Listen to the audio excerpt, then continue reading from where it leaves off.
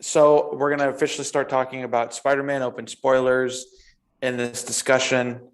Um, if you're watching on YouTube, this is the only place, that's the only place you can watch it. So I hope you're watching it there. Yeah. Welcome, ladies and gentlemen. Yeah, thank you guys for whoever's welcome. tuning in. And I'm going to introduce myself, and then we'll introduce my other hosts on my channel who some of my viewers may have never seen before. So they'll get to explain themselves and why they're here. So I'm Chuck Leupen. I'm the usual every week host on my own channel. Go figure, who would have known?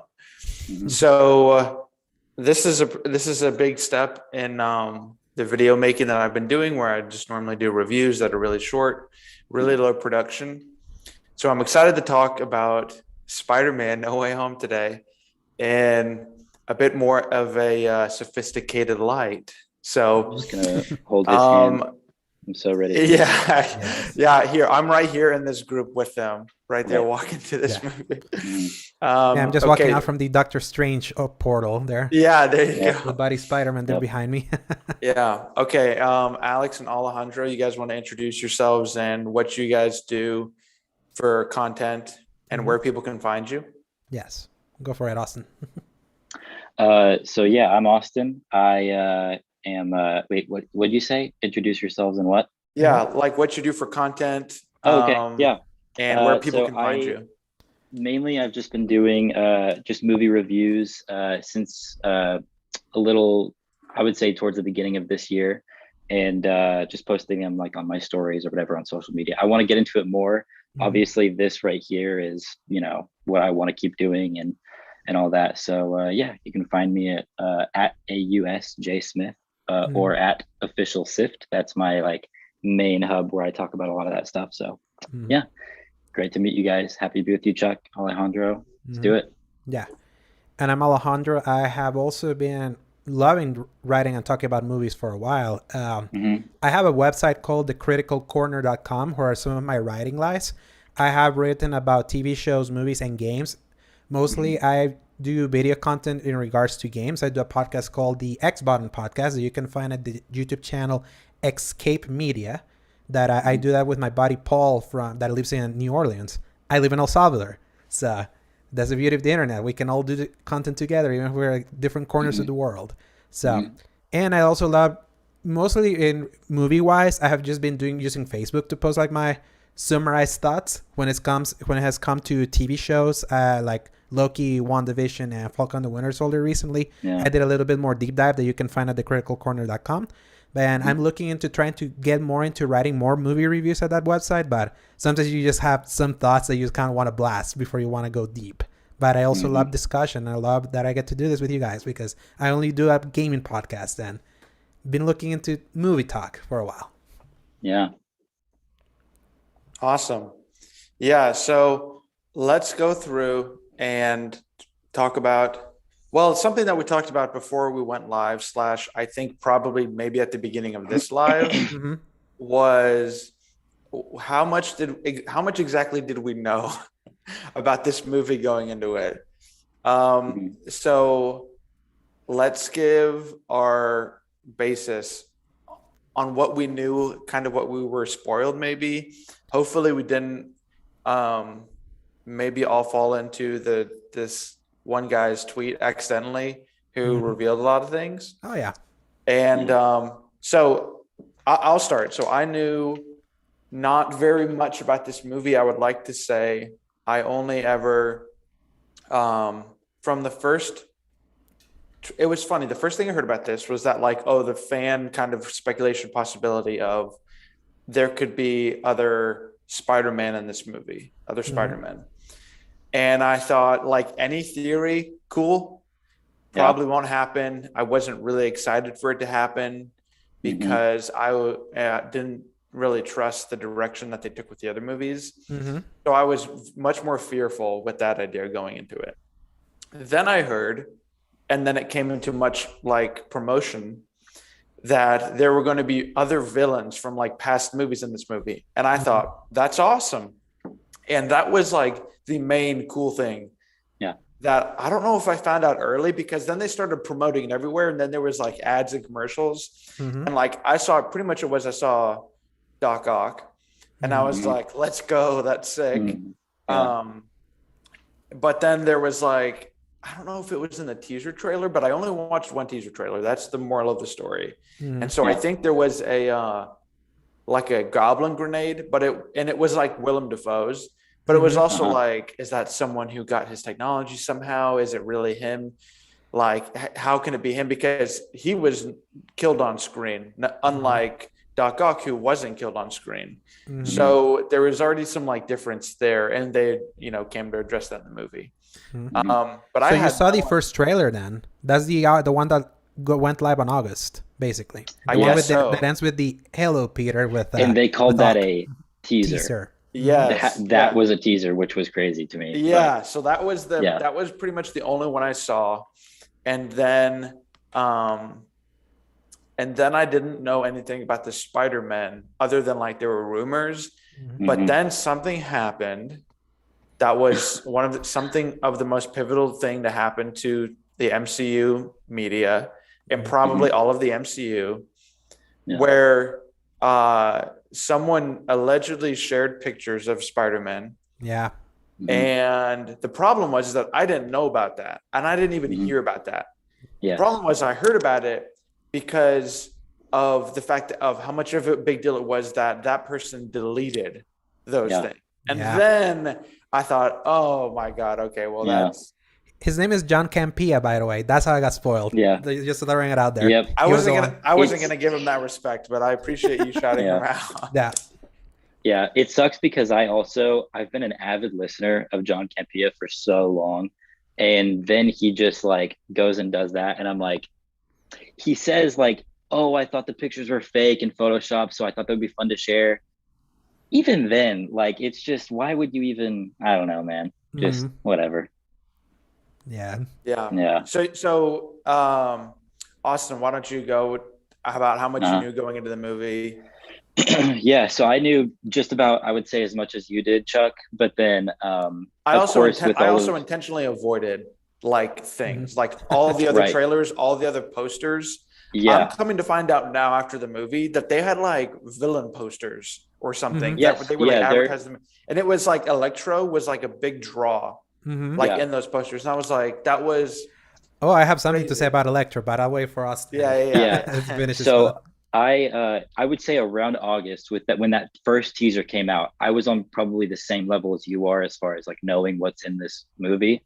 But as time went on, actually, let me backtrack a little bit. I do remember there was that Deadline report that said, Tobey Maguire has been cast in Spider-Man No Way Home. Andrew Garfield has been cast in Spider-Man No Way. And then it kept on getting more and more and more. And I was like, okay, this is crazy. That was all kind of happening at the beginning of the year, I remember. And then like everything kind of died down. So I had that in the back of my head, like there is a strong possibility that these two could be coming back. But other than that, up to August, we had the teaser. I was like, okay, wow, Doc Ock is here, Green Goblin is here. But then up to a few days ago with the Variety world premiere review, dude, you read that, didn't you? No, I didn't read it on purpose. No. So there was a tweet that someone took a screenshot of. I don't know about this, by the way, so I'm trying to okay, I don't know what's going on. So there was the world premiere, right, on Monday, and Variety had some people there at the premiere, and they wrote this just complete spoiler filled review, no like warnings or anything before the review at all. They just like completely, and I guess it was just for clicks or something like that. But someone had liked a tweet, because on Twitter you can see when someone likes a tweet, and I wasn't even following this person, and there was a screenshot that said like, Andrew is as funny as ever, and I was like, okay, Andrew is in this. So that's the thing I knew for sure, was that Andrew was here. So that's kind of how that happened for me. But Alejandro. So here's what's funny. The first news that came out of this movie was that Jamie Foxx got cast, and the day that he got cast, that was in 2020. Yes. And the day that he got cast, he posted on Instagram something that he deleted, where he posted his character, and then he posted like a fan art of the 3 Spider-Man. Yes. So it was like that's what started the ball rolling, because he had to take that out. Oh, wow. So, and then Alfred Molina then got cast. Then everyone was like, whoa. Molina's cast again? And then Molina spilled the beans in like a random interview, like back in March, saying that his character was picking up from Spider-Man 2, like for the end. And there, I was like, oh no, it's it's so funny. Like so many tiny little details started spilling from this. Obviously, the big one was John Campea, that he shared those 2 pictures. That it wasn't just the 3 Spider-Man, but the Matt Murdock scene. Yeah. So Dude, those that was awesome. I didn't know anything about that. That was probably the one. I mean, there were a few true surprises, but I'll just say that was one of them. Yeah. My theater was aghast when God, because he just comes into the shot just like so matter of factly. Yes. And then I remember just hearing my theater was like, whoa, what? Everyone was like saying that. It was so funny. Dude, can I just say something that like my theater, they set the tone like during the trailers. So like right when Top Gun finished, someone just goes, yeah, and then like everybody just like, you know, starts erupting. And that tone was set with like every trailer that was happening. Everybody was like just kind of getting everyone going and everything. And as soon as Matt Murdock, as soon as he came in, bro, and I mean, it was just an eruption, like a roar was going through that room. And now, real quick, do you guys are you up to date with Hawkeye? Yes. Yeah. No. Okay, so I'll just say to just not spoil you, Chuck, but Austin will know. Very interesting how they timed this week's Hawkeye. It is interesting, isn't it? Yeah. Yes. It's with very its ending. Oh, really? And, To the Spider-Man movie. Yes. In a very tangential way. Let's just say that. Yeah. It was perfectly timed for the most Marvel Studios Kevin Feige thing I've ever seen. Yes. So catch up on Hawkeye, Chuck. It's really good. Okay. So yeah, and then just real quick. I can't wait. I'm waiting for it to finish. Next week. Next week's the finale. So. Oh, really? Nice. Yes. So 6 episodes. And so, yeah, obviously I knew about that. And I watched both trailers. The one that came out as a teaser and then the official one that came out during like Monday Night Football or something. That was the one in October. That one had a shot of Spider-Man confronting Electro, Sandman, and whatchamacallit, and Lizard.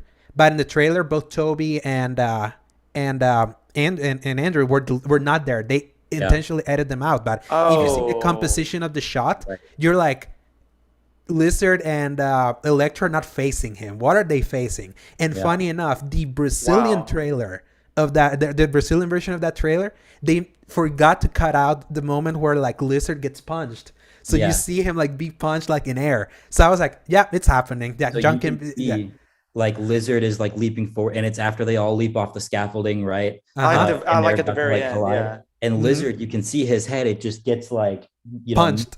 It's like something that he wouldn't do just while he's jumping up, and he just randomly goes, "What's this over here?" It's it's like he's getting punched, like you can tell. Well, I guess in this case he was kicked by was that Toby or Andrew that kicked him? I couldn't. I think it was Andrew. I think it was Toby because maybe. Oh yeah. Well, I had to see this shot. I thought the thing was like they jumped at their own villains, but I don't know. I actually don't remember. There was like they were flipping everywhere by the end, like crisscrossing. Yeah. They had a couple of cool shots, like right when they did the team huddle.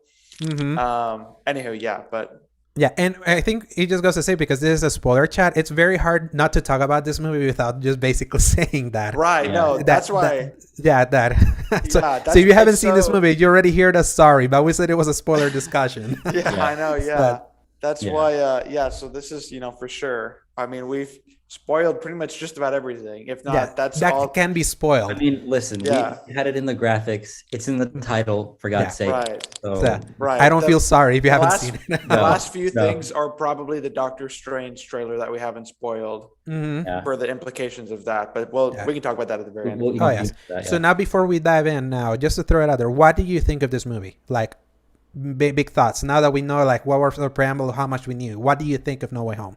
Go for it, Chuck. Yeah. I think I give it what did I rate it last night? I think I gave it an 8 out of 10. I thought it was solid. I really was impressed by Holland, who I wasn't impressed by before, except for in Civil War, when he acted like in Civil War, I feel like was the most boyish. like Spider-Man, Parker, we've got. So that was like the most impressive for him. But in the growth of his movies, or I should say in the lack thereof, there wasn't a clearer transition into like who he should be or who he is becoming, other than we've all seen those movies. And so I was very impressed. I didn't think he had it in him. I didn't. I mean, I haven't seen that in him before.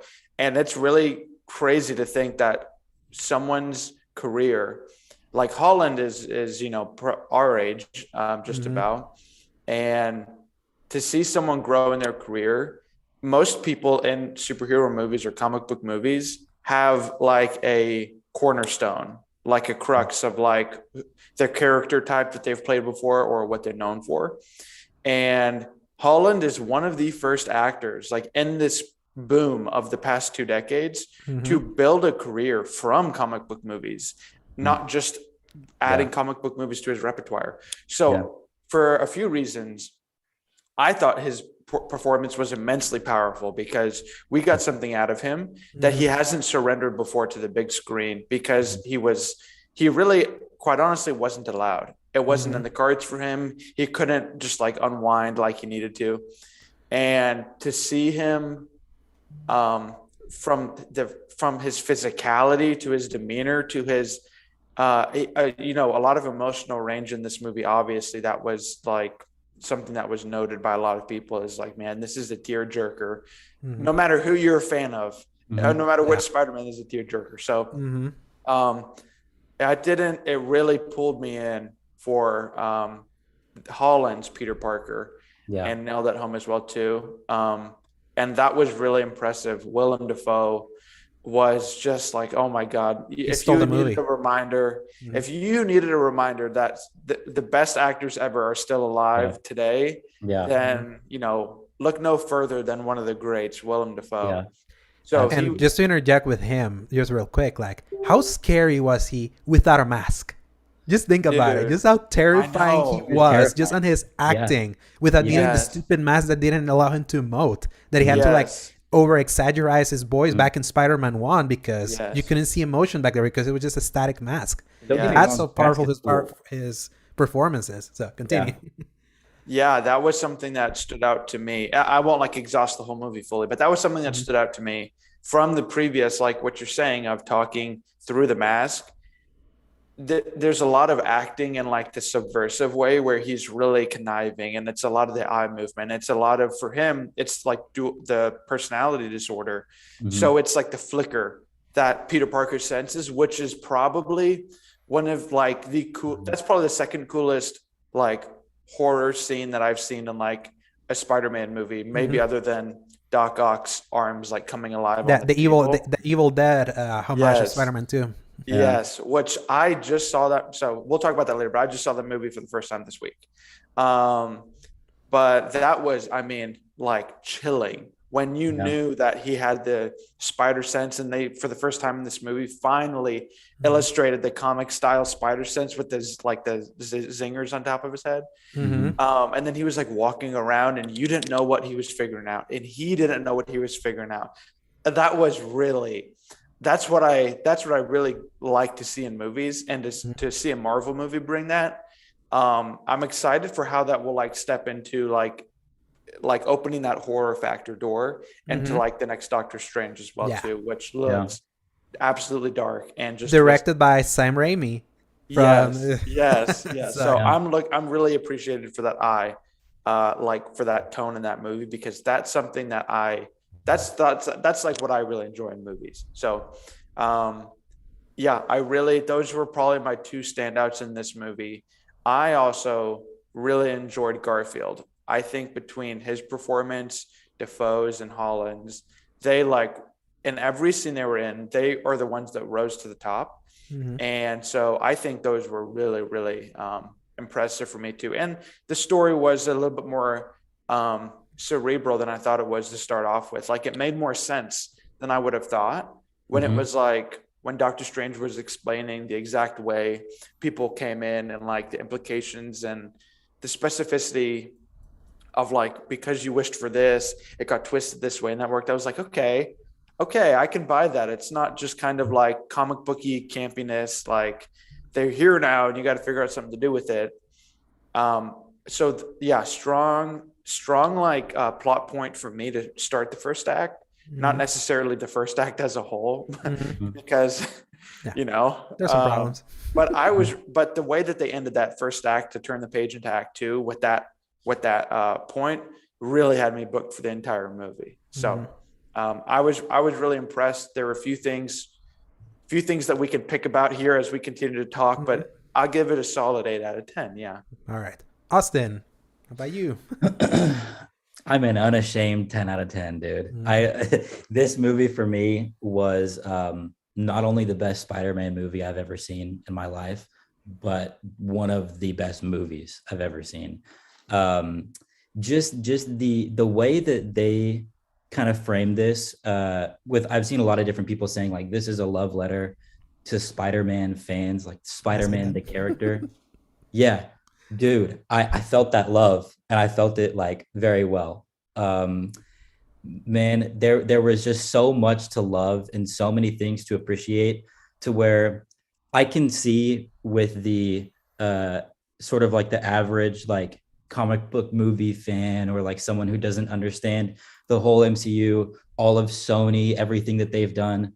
Yeah, I can see how they would like think, okay, this isn't, you know, I don't really understand all these contextual things that people are uproaring about and like laughing about all the time. So I can see that. But if it's for me personally, like there was just not more than enough to love just about everything. So I won't keep on going into like detail about specifics or anything, but like, because, you know, there's other stuff we can talk about. But yeah, I mean, just an absolute 10 just for me, man. So yeah, I initially went out with a 9 out of 10, and the more I've thought about it, I've been creeping out closer to a 10 myself. Because to me, like, the thing that stands out more about this one is that this is the moment, like in Ken Burns' commentary style, this is the moment Tom Holland became Spider-Man. And Absolutely. it finally felt like the Homecoming trilogy for me finally coalesced. Yes. Because Homecoming and Far From Home, I enjoyed. They're fun movies. Like I do a letterbox ranking, and they're like in my 10, 12, 13 spots. It's like I enjoy those movies, but Tom Holland's Spider-Man never really clicked for me because I felt there was so much of him that didn't feel like Spider-Man. Yeah. I didn't enjoy how much his movies kind of like bogged down to being like Iron Man Jr. in a way, or Iron Man adjacent. Like the whole thing with Bolter, he got like slighted by Stark and in your control. The whole thing with Mysterio and his group of idiots, it was like they were Stark employees, and Spider-Man was kind of like tangled in between there. And I always like my Spider-Man stories when he's more like down on his luck, suffering a lot, but also trying to keep a high spirit about it, which is what the Sam Raimi Spider-Man really did well, obviously in a very cheesy way. But this is the moment that all of that was that approach was justified, and it left the movie, like it left his version of Spider-Man right where I wanted him, down on his luck in a very bittersweet moment where now he takes it upon himself to go on the world. Yeah. And more than ever, I feel this also is a redemption of sorts for the Raimi Spider-Man and the Webverse, because let's not forget, like Spider-Man 3 and Amazing Spider-Man 2, those movies like killed those franchises. They ended not at the point where they wanted to end. There was a Spider-Man 4 in development that got canned. And there was an Amazing Spider-Man 3 and a billion things that Sony wanted to do. And the bad reception of Amazing Spider-Man 2 sent out the door. And I feel this movie like not only gave Andrew Garfield and Tobey like a good coda, like a nice moment where you're like, now I have some closure here. It managed to also do all of that while still remaining Holland's movie.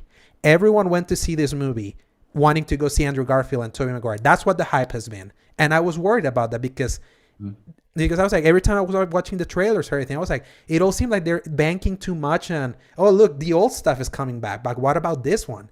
And to the movie's credit, it didn't. It was like, it had all of that, plus being the best Holland Spider-Man. Yeah. And that I said it in our chat, I was worried that this was going to be nostalgia fest and that's it. And I've been worried about that, especially with movies like The Rise of Skywalker and Ghostbusters Afterlife, that bank so much on nostalgia without being something in their own, that have something that you can remind from those movies that, oh, it reminded me of the old stuff, especially Ghostbusters Afterlife. What they did at the end, I'm not going to spoil it, was grotesque for me. this was how you do it. I feel this is how you do fan service nostalgia and marry it to a story that still makes it stand alone. And I can't believe that it worked. I was so worried about this one. I was like, yeah, I'm getting shades of Spider-Man 3 and Amazing Spider-Man 2, but no, this is how you do it. So, yeah. I was really impressed that the worst moments, like the worst factors of the other Spider-Man, seemed like you understood what was the best moments of them, and they really came through and played in this movie. Mm-hmm. And that was, more to the movie's credit, impressive, because I had always associated them as all together, as the worst moments and the best moments of the previous Spider-Man just being who that Spider-Man was. Mm-hmm. And this, kind of tongue in cheek, but this movie did a great job of showing that the Spider-Man can rise above that and that mm-hmm. they can become something better and something different. And the way that they did that for each other, the way that, even, Andrew, Garfield's Spider-Man, mm-hmm. like self-talk at the end was hilarious. Mm-hmm. And how meta that was. Yeah. But also how contextual it was too. Was really impressive, because there were some things that we can talk about that I didn't like, that was too meta and way too mm-hmm. Like conversational about the movie mm-hmm. and like self-aware. Mm-hmm. Too many overt references to specific mm-hmm. lines, like I'm a bit of a scientist myself. That's one. Like, I love that though. I love that, but it's like, dude. Yeah, I absolutely love that. My theater cheered when that happened. I was like, yeah. One thing that was actually really funny about that was in my theater, he goes, I'm something of a scientist myself.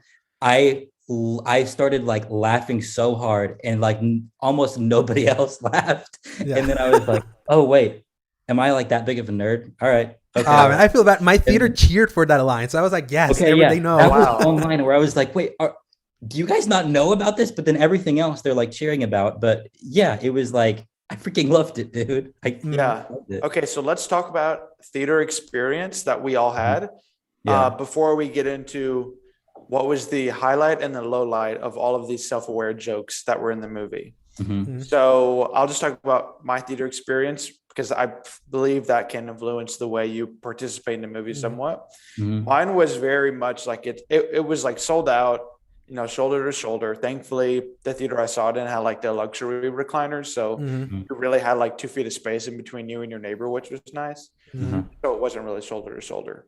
But I was kind of surprised on what people reacted to and what people didn't. Mm-hmm.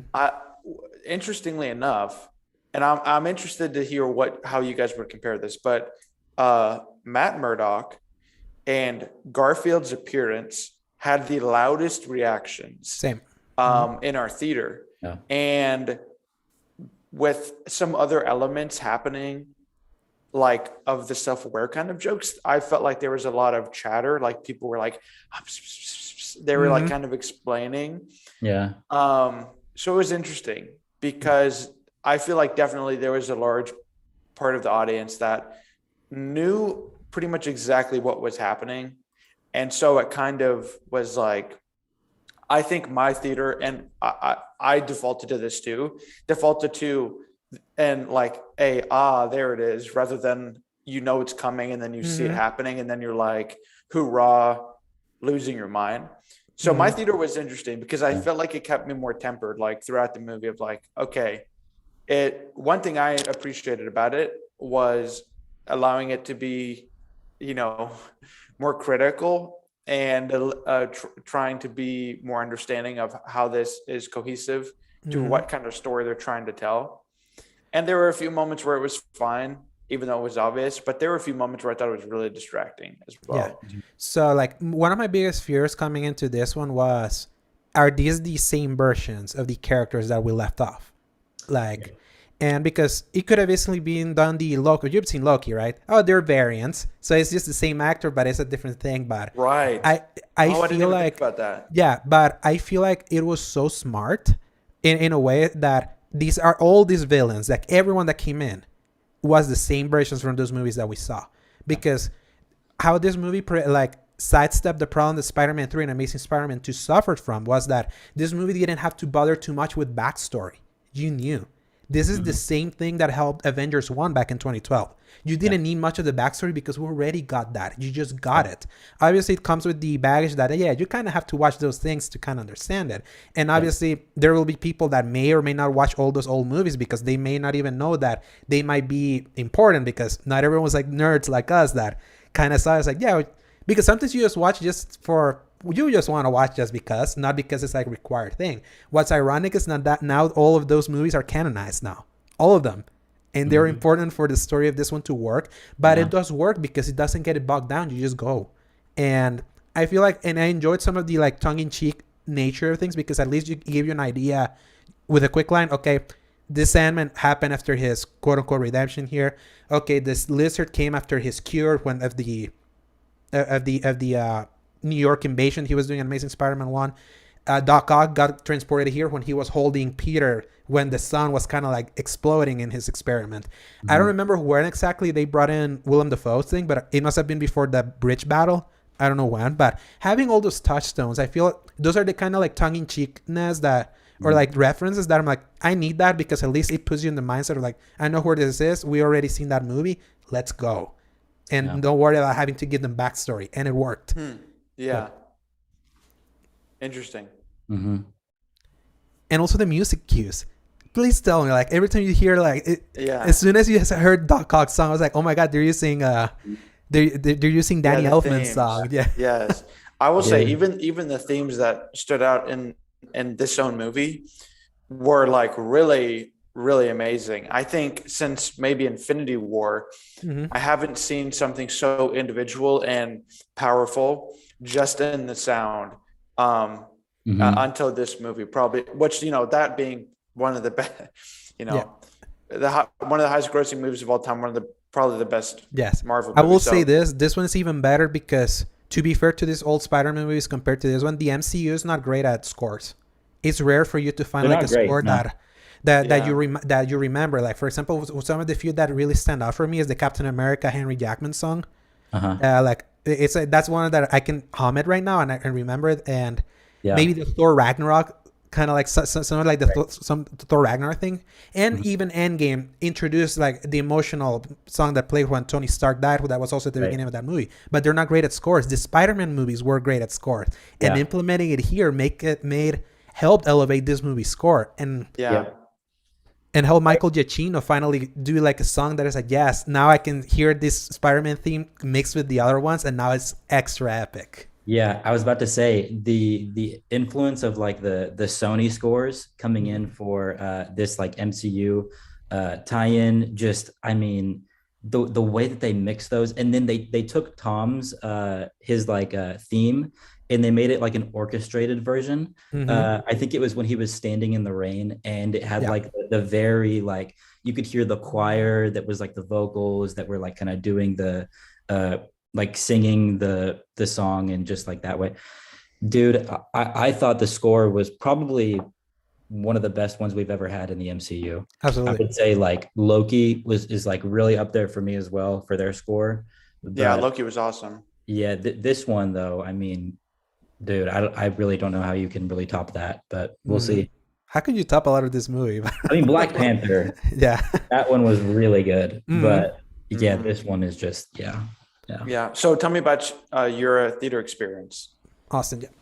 Dude, so we were in IMAX at 10:35 p.m. Thursday night, and the whole room was just electric. I mean, it was just from the trailers, like I said, they were already just like getting hyped up for the actual reveal. So my Matt Murdock reveal, I don't think was as big as your guys' was, because it was like, there was excitement, there was shouting, but it was more like shock, like, oh my God, that's Matt Murdock. And then you could hear people kind of whispering and all that. But I mean, there was a bigger reaction after he was shown. It was when he did like the catch through the window. Yes, went dude. Nuts for that, bro. I was like, yes. I mean, he's like, I'm a good lawyer. I was like, oh my God. Yes, you are. You are a great lawyer, dude.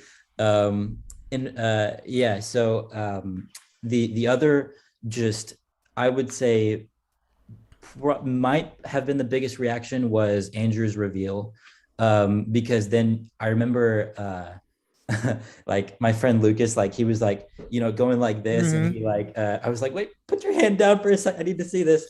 And then I heard people saying, "Is that Andrew? Is that Andrew?" Oh my God! And they were like, "Yeah, and then yeah." And it was just like it was like I was going into World War III. Like, dude, it was bigger than Endgame for me. I'll say that. And I was at Endgame like opening night. It was way bigger than that. This made me nostalgic for Endgame. That's the last time I had an experience like that in the theater. Yeah. Nostalgic for.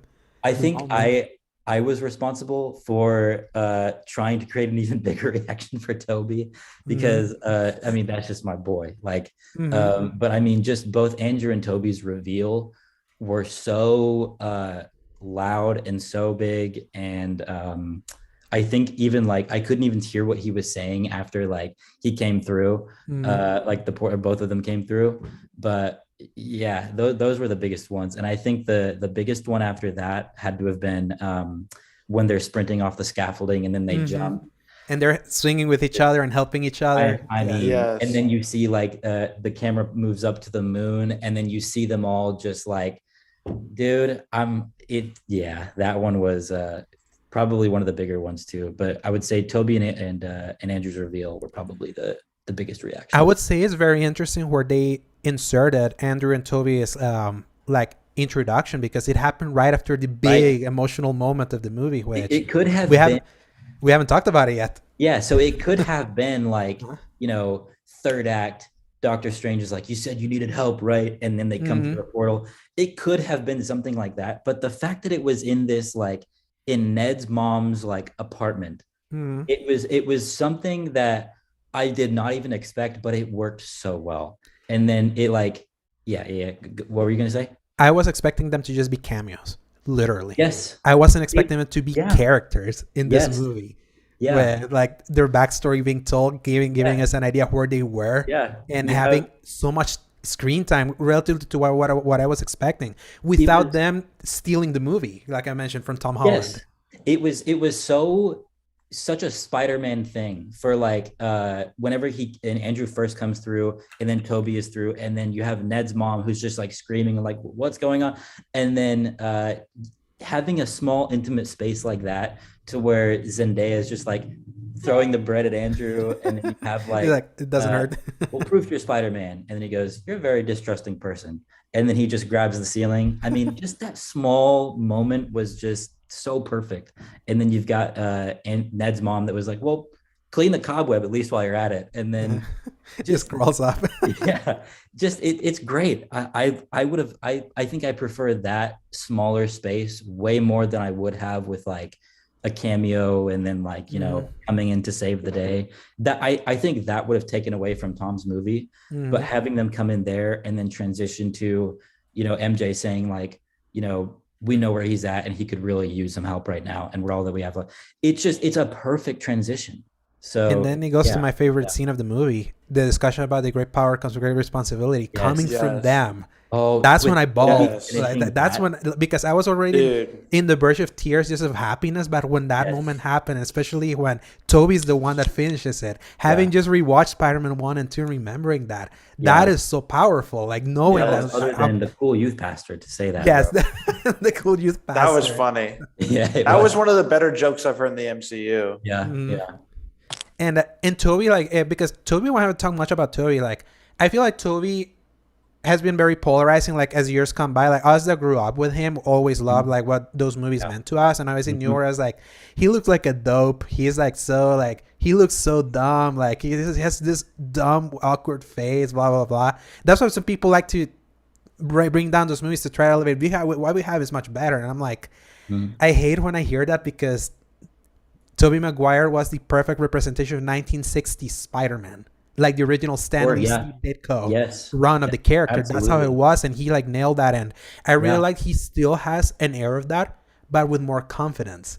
Yes. So you don't look at him now. He has that weight that you would see like compared to like something like Han Solo and Force Awakens. Yeah. You feel the weight of like the age having taking a toll on him, and that coming from his performance, and he just made it better. And especially with Andrew like has finally like that charisma that was missing a little bit from Amazing Spider-Man 1 and 2, because he was more jerk.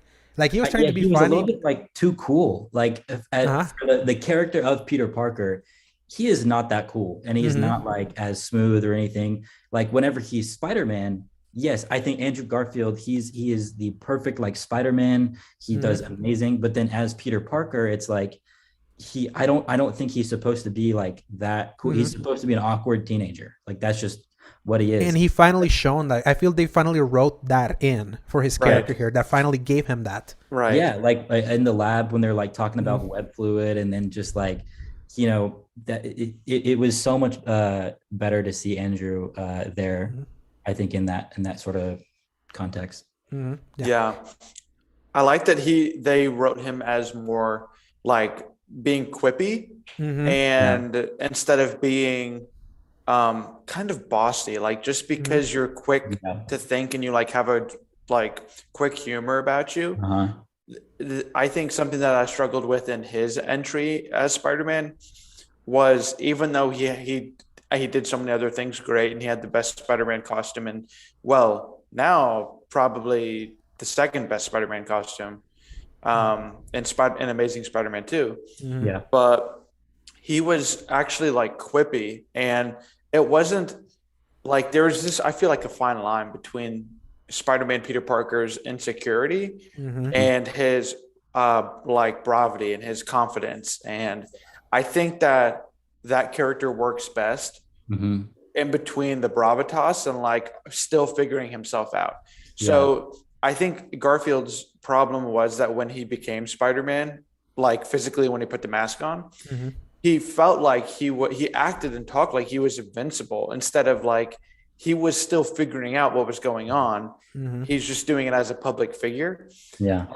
And so I like that they really brought him back.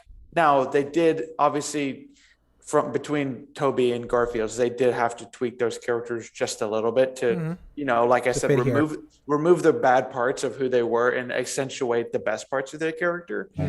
And I love that they accentuated the part that was so quick-witted, because he was easily the funniest, quippiest Spider-Man Peter Parker out of all of the three of them. And that's just how his iteration was written to be. And I love that he wasn't so insecure in this movie as that he was still figuring himself out, because he was broken. And I love that they brought him in as a broken character too, and not just as he knew that he was so powerful because he was Spider-Man, how he played in Amazing Spider-Man 1, or that he was just like, you know, quippy all the time and like down on his luck and sad, like, and listening to Philip Phillips like soundtrack for no reason in the second movie. So he was, I said that because he was my, like, probably my standout performer in this one, where it was like that, him and Holland, where I've seen that before from Garfield, but I didn't think that would ever come back to him in this, in like a Spider-Man role. And so I thought that was really powerful. And then, of course, I mentioned Holland, never seen this kind of range before from him. It was awesome. Especially when, spoiler alert, now, well, we're ready for the spoiler, when Aunt May dies. That was a big surprise for me, this movie. Oh, yes. That they did that. And that's the tonal shift completely from this from this movie that really stepped it up a notch, especially for Holland as a character. That's when he grew up, that moment. Yeah. So let's talk about Aunt May dying. And did we foresee this happening? Do we like how it happened? And then also his reaction to it as well too. You can go ahead. So real quick, do you guys play the PlayStation 4 Spider-Man game? Oh yes. No, I don't game, so I haven't. Okay, so obviously you beat it, right, Austin? So yeah. So in that game, Aunt May died also. So it's so funny that now this is the second. So this is the second time now that has happened now in any Spider-Man meeting, because that had never happened. Even the comics have toyed around with Aunt May dying and never happening. Life's been at stake, but she's never. Even in like the first Maguire movie, it was like, oh, she like went to the hospital because she almost died or something, and then you're like, never mind. Doc Ock had her on the ledge of a building, like she's defied death a couple times. Yeah. Exactly. And then in Spider-Man 3, she was just in her apartment. Yeah, right. Yeah, I know. Yeah, she's like, okay, I guess she's fine now. Yeah. Yeah. I guess the Spider-Man gods were finally like, fate's got to come to her one way or another sometime. Yeah. Part of me is sad that now this Peter Parker has like no family figure at all. But I feel it needed to happen because the core, Spider-Man at his core, is defined by the tragedy, the close tragedy that happens to him to make him a better hero. And in lieu of us never seeing an Uncle Ben, not even knowing if there was even an Uncle Ben, apparently there was like cut like some like deleted scenes from Homecoming that referenced that Ben existed, but it was never like, you never knew if Spider-Man getting his powers and Ben dying had that effect on him, especially the way he's always such a kid, a breezy. He's like, I'm in high school, I want to date here. I love this MJ and all that, and I feel it needed to happen. Was just Tony Stark. I think that was his Uncle Ben in a way. Yes, and in a way, like I see it, but that doesn't really work for me because he's just kind of like a pretend father figure that kind of came in late in his life in the middle of Spider-Man already having started his hero journey. And I feel like Aunt May dying, her finally giving this movie that with great power comes great responsibility coming from her, and then she dying, that was like a great punctuation of finally, I was saying that this is where this trilogy coalesced. Someone made the point that the first two Spider-Man movies is basically an extended version of when in the Maguire movies he's just gotten his powers, he goes to the wrestling match and trying to figure stuff out, and it wasn't until Uncle Ben died that's when things got real. This is when the moment where that became real, and I thought it was really well done. A little too long because at first I was like, okay, she survived that goblin like thing. Like, how did you survive that glider? Just like, I don't know. I was like, and then she stood up, bro. So that was one of my big problems with the movie was the moments that it wanted to hang its hat on, and a lot of the crux of it had a few loopholes. Now, we're not going to play dumb and pretend like that a PG Marvel movie is allowed to show someone getting stabbed because twice in this movie, someone got stabbed and or was implied that they got stabbed with a rapidly moving flying object. That was that you could call an unidentified flying object and it should have been impaled and died immediately, which is sad, but it should have immediately happened twice in this movie. Both times, it is implied that those two people survive that and only die later by a grenade, or in the case of the second person, doesn't die, walks away fine, kind of with a limp. It was a joke.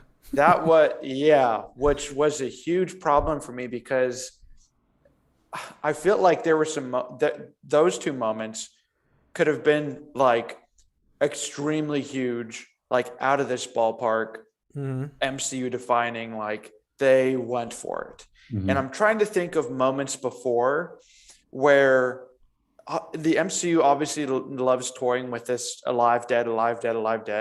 And the fact that they teetered on it still, I think they could have cut that dramatic scene down by like a minute, because in my theater, people were crying within like maybe a minute of that Aunt May getting stabbed with a glider scene happening, and then it goes on for another 2 minutes. Yeah, and it's too long. It's a long scene. People are drying their tears by the time they move on, and then it goes into Happy arrives, and then it kind of moves along in the story. And not that should have been any quicker, but something to compare it to was like the Uncle Ben death scene in Maguire 1 was really well done. Because the importance of that, the depth, the understanding, the way it was shot, you understood from Peter Parker's perspective, but then you also understood like, the implications of this and how he feels about it and the importance of this or the sadness of this. Whereas I feel like in this movie, it could have been cut by like at least 45 seconds to a minute off, or at least kill her in a dramatic way or not, and just make up your mind. That was like so funny to me, because I was like, it didn't like, okay, have her like just get knocked over or like punched across the room by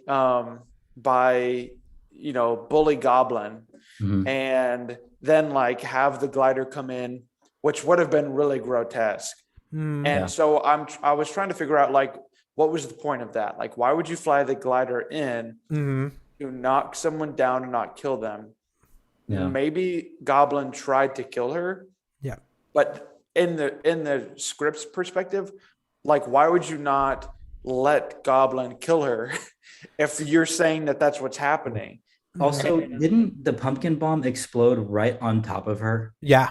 But Peter's suit, like the iron suit, kind of like tried to take a bunch of that blast. But it is implied that some of it hit. I think it would have been much better had she not been hit and she had just been really effed up by the bomb. Yeah. Like, you can see, like in a similar way that Tony Stark was. Yes. Yeah. Yeah. I wanted a moment that was either for this scene, and this is like going like fully into, because that one thing that I think they could have done in this movie is just gone for it more. Because one, there was so much talk about this being directly related to Doctor Strange and directly tangent to that, which is supposed to be, I mean, unfortunately it won't be anymore, but it was originally written, I believe by Scott Derrickson, as the darkest Marvel movie ever. Yeah. Which, man, I really hope that some kind of that way can still come through. But being tangent to that, allowing the stakes and like the, oh my God moments to set the tone for the MCU, and like kind of the darkness that you feel shifting in the characters. Like, I don't know anything about Hawkeye, but I'm sure they're exploring some of him, like when he was a vigilante. Yeah. So like, there's probably dark, which you guys don't reveal too much, but like, there's probably darker themes happening. Loki was like dark in its implications of like, man, this is going to turn the whole thing sideways. So I wish that they could have gone for it in one or two ways. Is one, have the glider fully impale her, and maybe not like pin her against the wall like like it did to Goblin, but something where it was like, man, this just got intense, and then Peter has to let Goblin get away, or Goblin gets away or something, and then like that's the moment, and then like that's when he rushes to her side. She gives her speech, like spitting out blood or something. And then cut scene, or a moment, and it would have to be shot a little bit differently, but something where they were falling through the roof, and it could have been a little foreshadowing too, that I think would have set up the end of the movie really nicely, was before they get to the ground level, be on like a few floors up, and have Goblin throw a grenade like at May, and it like busts the floor out from under her, and then we have a recreation of Spider-Man diving for May to catch her before she hits the ground, and then something like that happens where he doesn't catch her, or like she's falling backwards, and then Goblin throws a grenade, and then he tries to thwip it, and like before, like kind of like what Garfield did, where like before his web could get to her, like the grenade explodes. Maybe that would like massacre her face or something, but like, I don't know. Maybe it could be like he throws the discs, like they have the spikes in them. He throws a couple discs, and then just like you see her go, pruh, pruh, pruh, and it just like pierces her, and Peter Parker can't stop it, and then like she lands on the floor. And so that could have been a good setup to like the falling Spider-Man, like catching the girl. And then that could have been like a better payoff for like, oh my God, it's happening to MJ again at the end of the movie. And then Goblin, that same person, snatches him away from taking her, which I thought was really well done, how it happened in the movie. But I would have rather seen those two things, I think. I feel it was done in the service. The way they did it was done in the service for her to have that with great power comes great responsibility moment. And it could have been tweaked. I think she could have said that in her dying moments. But I feel there's something to be said of her saying that, and then immediately something being wrong, and then it finally clicking with him. I was like, oh God, this was actually worse than I expected. This wasn't just like the normal scrap like I've had already with Homecoming or in Far From Home, that he's always gotten close with like so much bad stuff happening to him, but never to this extent.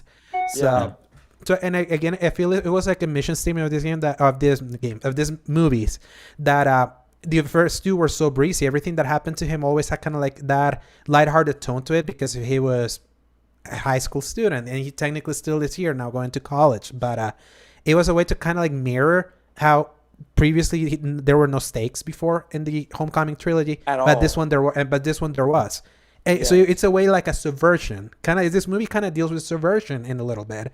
That some similar amount of destruction that everything came unscathed, but not this time. But what is the ultimate crux of this movie? It's not a hero versus villain thing. It is we're saving these villains against their own will because it's the right thing to do. Right. And, which had a little bit of commentary in and of itself, which I thought was well intended. And as a philosophy, I don't object to the commentary they were trying to get under. So it's not like I had any kind of like mental wall of like, this is why I wouldn't like this. But the form in which it was presented in the movie, I don't think held enough water that it needed to be the crux that it was for Peter to completely flip his movie like by himself and then flip it back around. Now, granted, I was remembering, I was like, okay, this is just like what Peter Parker does. This is like part of who he is he is a kid and he's getting himself into trouble. And then by his own actions, he's getting himself out of trouble or he's screwing something up haphazardly. And that's just like who Spider-Man is because he's a kid.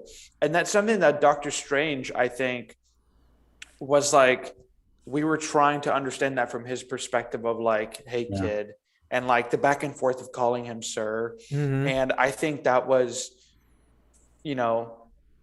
I like that. I still like that they were playing with that element. I think as a story element, I understand it. It's not my favorite in like any movie for like the protagonist to also be the antagonist. Like if you think about it, the real antagonist was Peter's like all personality alternative disorder, like the same thing that Goblin had. He was like, oh no, I want to kill these guys.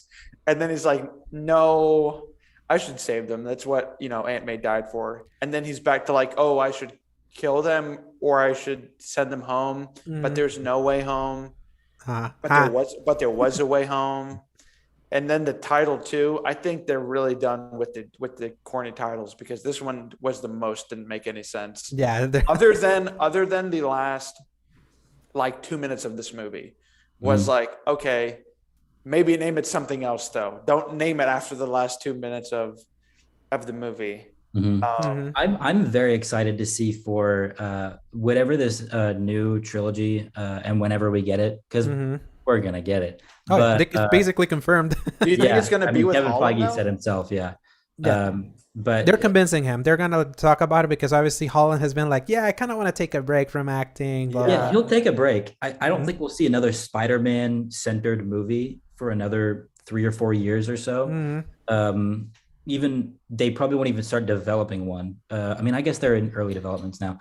You know what I'm saying? But I am very excited to see a lot more Spider-Man versus villain type movies where it's like Kraven or Rhino or Black low Cat. scale. And then different relationships, different crews because he's going to be in college probably because people don't know who Peter Parker is, so he can actually get his studies done, apply for college, get in finally, and then similar to the Spider-Man game where he becomes a roommate with Miles, correct? Yes. Okay. So, it's implied at the end of that one. So right.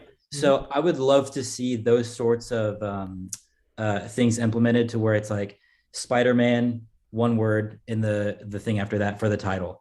So I'm very, very much looking forward to what's next for Spider-Man in that new franchise. By the way, the new suit, dude, bro, amazing, incredible suit, especially him doing it was perfect. It needed to happen. I don't know how to describe it in a family-friendly way. It was just it was like really what this world needed. And I think, Marvel has been doing a great job of tapping into the comic accurate costumes, which is crazy to think that is like a comic book movie over the last 20 years, how hard it is to get a comic accurate costume. Like, as in the words of J. Jonah Jameson, I want pics of Spider-Man and I want the pics of the 4K resolution of that new suit. Yes. I want it right now. I just saw, seeing it in the theater, they haven't done released obviously any images of it. It's not in any marketing. It's not like, something that was a nice surprise, that new suit. Right. Yeah, It was, right, I mean, real it was nice beautiful. surprise. Like sometimes Hasbro or like Lego will like leak early costumes and stuff. Yeah. The black And- suit was leaked by them because the Right, movie- Yeah, right. it was, yeah. So, which I thought was, I don't know, the alternate suits, and this is how I feel about Iron Man, is when Iron Man 3 came out, that was I feel like the turning point of them beginning to make comic accurate, because they finally gave Iron Man all of the recognizable ones you like, and then some of them that were a little bit more extraneous. Captain America's stealth suit is like straight from the Ultimate Right, ripped out of Universe. the page. Yeah. So it's like it's difficult because spoiling costumes is so non-consequential to the movie, but it's such like a treat when you do see it, how it was supposed to be presented. And in this case, I love that it was just, he slips on, like, I mean, it looks like it was like some kind of like go-go dancers, like sparkly tights or something that he made it out of. So it was like a very vibrant, like shiny blue. I was like, okay, I guess, I mean, if you're going for flashy.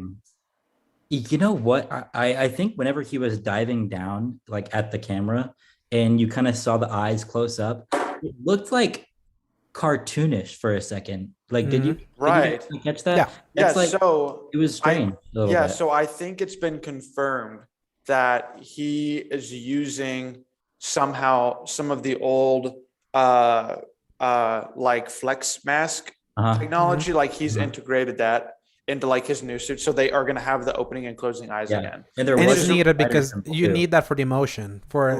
Yeah. It's not just going to be like wide Spider-Man eyes the whole time, which is cool. But it's definitely, that was surprising in Holland's movies about how much that played into it. Where there's I mean, for an actor to go most of his scenes in a movie having a mask on is pretty, even Iron Man, they had to start doing the HUD, heads up display shots because they needed more face time. So for them to integrate that, which was a cool aspect that I love that they solved that, like probably once and for all. Like they're the ones who solved it. They just did a Deadpool. That's all they did. Yes. Right. I know. Yeah. So what was a scene, like, from something that we haven't talked, what was a scene that really hit you, that you didn't expect it to hit you like a ton of bricks? To me, the meeting with Toby and Doc Ock. Like, especially when he's like the power of the sun, and he looks at him, it's like, you've grown up, especially when you remember their dynamic from Spider-Man 2. Yes. So I know I've been talking a lot, but I'm going to talk a little bit more. Go for it. Because I just, like I was saying earlier, I just saw that movie for the first time this week. And that is insane. That is right. I know. I tried my hardest to hold it off, but I wanted to see it for this movie. And,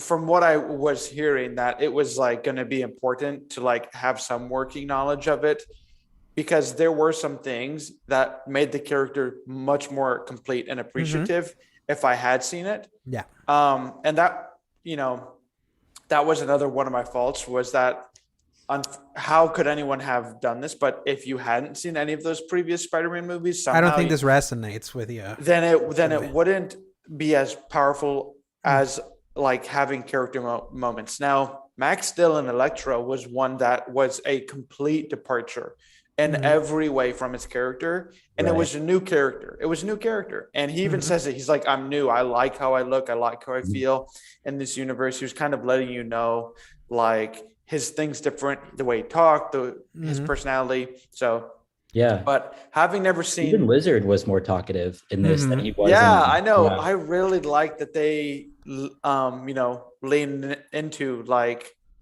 these guys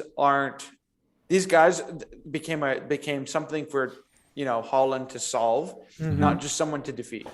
And I think that's something that was difficult for previous Spider-Mans to do, because he wasn't using his mind in a Spider-Man way, where he's a really smart, a really sharp kid, but he wasn't solving them. He wasn't helping them out. And I love that they had the lab scene where, they were trying to work up the cures, and they were all like in their own universes. I was close to getting him, or I was like, I did fix him in my universe. And so I love that they had like that balance, and Holland was kind of like, he was still trying to come around to trust them and be like, okay, I mean, I guess you're me. So if you say so, then I believe you. Mm-hmm. And on top of that, like, not only that, like how complete it feel that Andrew's Peter had that conversation with Electra after he had been cured. That felt like the completion of their dynamic from Amazing Spider-Man 2, that you didn't realize how important it was until he took his mask off. So he had that moment with him. And then the funny thing is that you helping the little guy in Queens, I thought you were black. I know. He's like, and actually, one thing that was really cool about that was when he said, maybe there's a black Spider-Man out there. Miles Morales. The crowd just they erupt, and I was like, yes, let's go. And I mean, what a foreshadowing. Because it's obvious. It's very obvious that is a foreshadow. Mm-hmm. So, and also a nod to what is the movie that inspired this, Into the Spider-Verse, a Miles Morales story. Right. So, it's good that we have to remember, if Miles Morales walks, so this could fly. Even though I feel Into the Spider-Verse is still like some of the greatest Spider-Man content ever for me. Yeah. So that was a really good payoff for like Doc Ock too, like when they had those little moments with their villains at the end. I think everything was kind of, it was kind of like, what were the villains doing? Like just hanging out for 30 minutes, like not trying to get away or like being satisfied with being healed, when it seemed like some of them really might have been bent on destruction. Like it seemed like Electro and Lizard had both been resolved to, even though Lizard, technically kind of was redeemed. I like that he was kind of like maybe kind of planning the whole time, like staying in the fan, like, oh, it's happening. And remember that being able to get loose. Yeah, these were villains that were wronged, like in the right before they got transformed, both in Amazing Spider-Man 1 and Amazing Spider-Man 2. Exactly. So they were wronged in a way that's why they had that pent up frustration, and then having the thing that made them feel greater. That's why it made sense why they were the most hesitant at wanting to get that cure, because it made themselves feel superior in a way. It's different. It's different to the end to the Toby villains, like Willem Dafoe. I think what's important is I'm glad that this movie really brought that delineation with Green Goblin, that its psychotic side is like the super evil one, and the non-psychotic one has that semblance of like humanity to him. That shown especially when he was at feast with May, and you see it's like and there's no Oscar. And he was sneaking the donuts into his jacket in the background.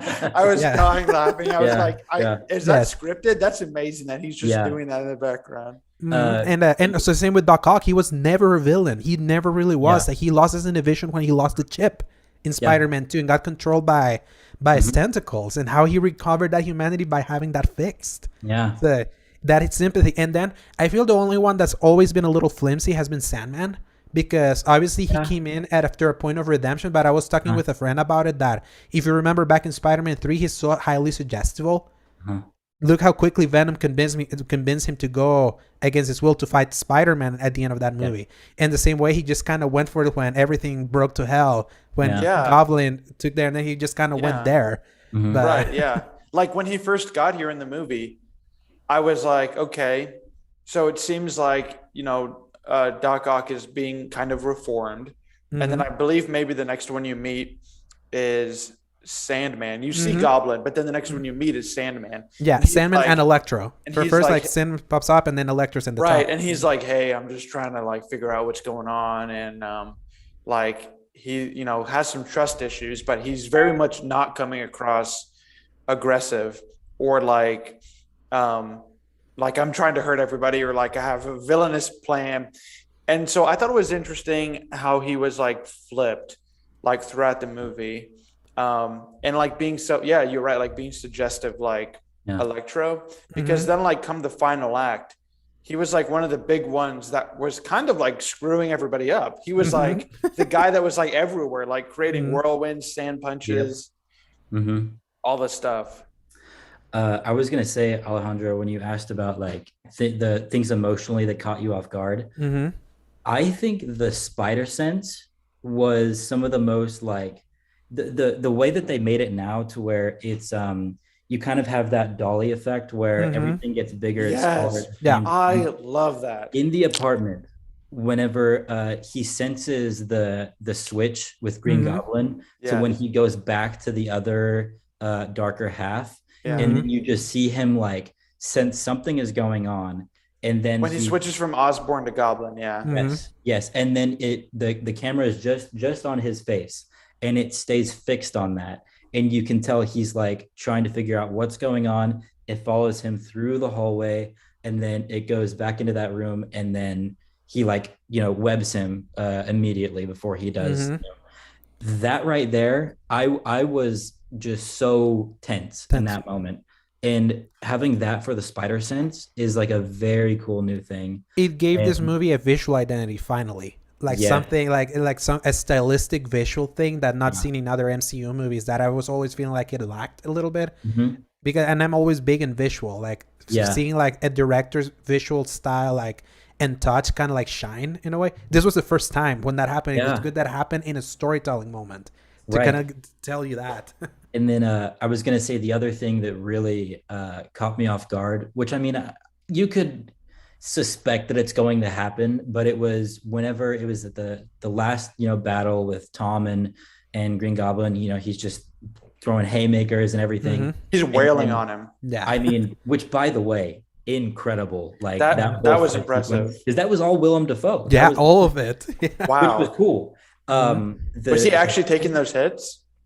yes, he was. Yeah. He did a lot of his physical. He mentioned that he said he was coming back if either he wasn't just a cameo, and he did most of his stunts. It was terrifying, the whole performance, because he was smiling back at him while he was, getting put. Dude, yes, that is just like so. Some of the most like incredible performance like that I've ever seen for a villain, like in the just a villain in general. I mean, it was just so good. And a good like tip hat to the comics, because no other villain has hurt Spider-Man more than Green Goblin. Yes, like especially that the Gwen Stacy thing that's in the comics that got replicated in Amazing Spider-Man 2. That's why like Green Goblin is always such a personal villain, because it's the only one that hits close to home. And this one, obviously, he was to blame for May. Yeah, and glad that he was like the linchpin of this group. Yes, I will say, for May to die, I like that it was Goblin and not anybody else, because there were no stakes in anybody else. There was no reasoning or like pressure added to it. And someone said in the chat that they're disappointed that Aunt May wasn't buried with Uncle Ben, or like laid to rest with Uncle Ben. Yeah, and that's the thing. We don't even know if Uncle Ben died. I don't know. Right, yeah. So I think that, I mean, I have no idea what that situation could be. If that's like, could be like an absent father scenario, maybe, where it's like this, he leaves. Maybe that could be something that they continue to explore, maybe to commentate on some more like, recent, world history, kind of something that's popular and a lot of people understand nowadays. That could be powerful too, where someone's in college and like they're rekindling a relationship maybe with like a parent or guardian figure. So that could be a way they could do it. I would hate to see him like die off screen, or like Ben dead. Yeah. But I don't know. Maybe they maybe May's death draws him out in the next. But it would be a massive departure, like in Spider-Man lore, like in a way not even the comics have done, because I was talking with some friends about it. In comics, if you read comic books, death is never permanent. So many characters have died and come back in stupid ways and in ways that sometimes make sense, but nothing is permanent. But for some reason, there's an edict that the only character that still to this day has remained dead is Uncle Ben. They haven't ever brought him back. So I think it would be really bold if a live action Spider-Man would be the first one to have a more active Uncle Ben, if they end up bringing him, because we really don't know. Other than like slight hints from in Homecoming that are basically nothing. You don't even like, at first you could kind of like take it, but not even see context clues. It's contextual clues. And I feel that it's kind of something that I think is coming to bite the Homecoming trilogy in the butt, that obviously they didn't want to do an origin story, because everyone was like, we just had one with the Andrew, we don't need another one that's boring, just kind of jump in. So in a way I understand why they did it, but the problem when you don't do that is that you miss a lot of these contextual things that fully forms it. Until this one, that we started finally getting a fully formed Spider-Man in Holland. But But yeah, it's like it would have been cool to see the two buried, because in the game you see them buried next to each other, like at the end. So wow, yeah. I was gonna finish the thought real quick about with Toby fighting Green Goblin, or not Toby, but Tom fighting Green Goblin.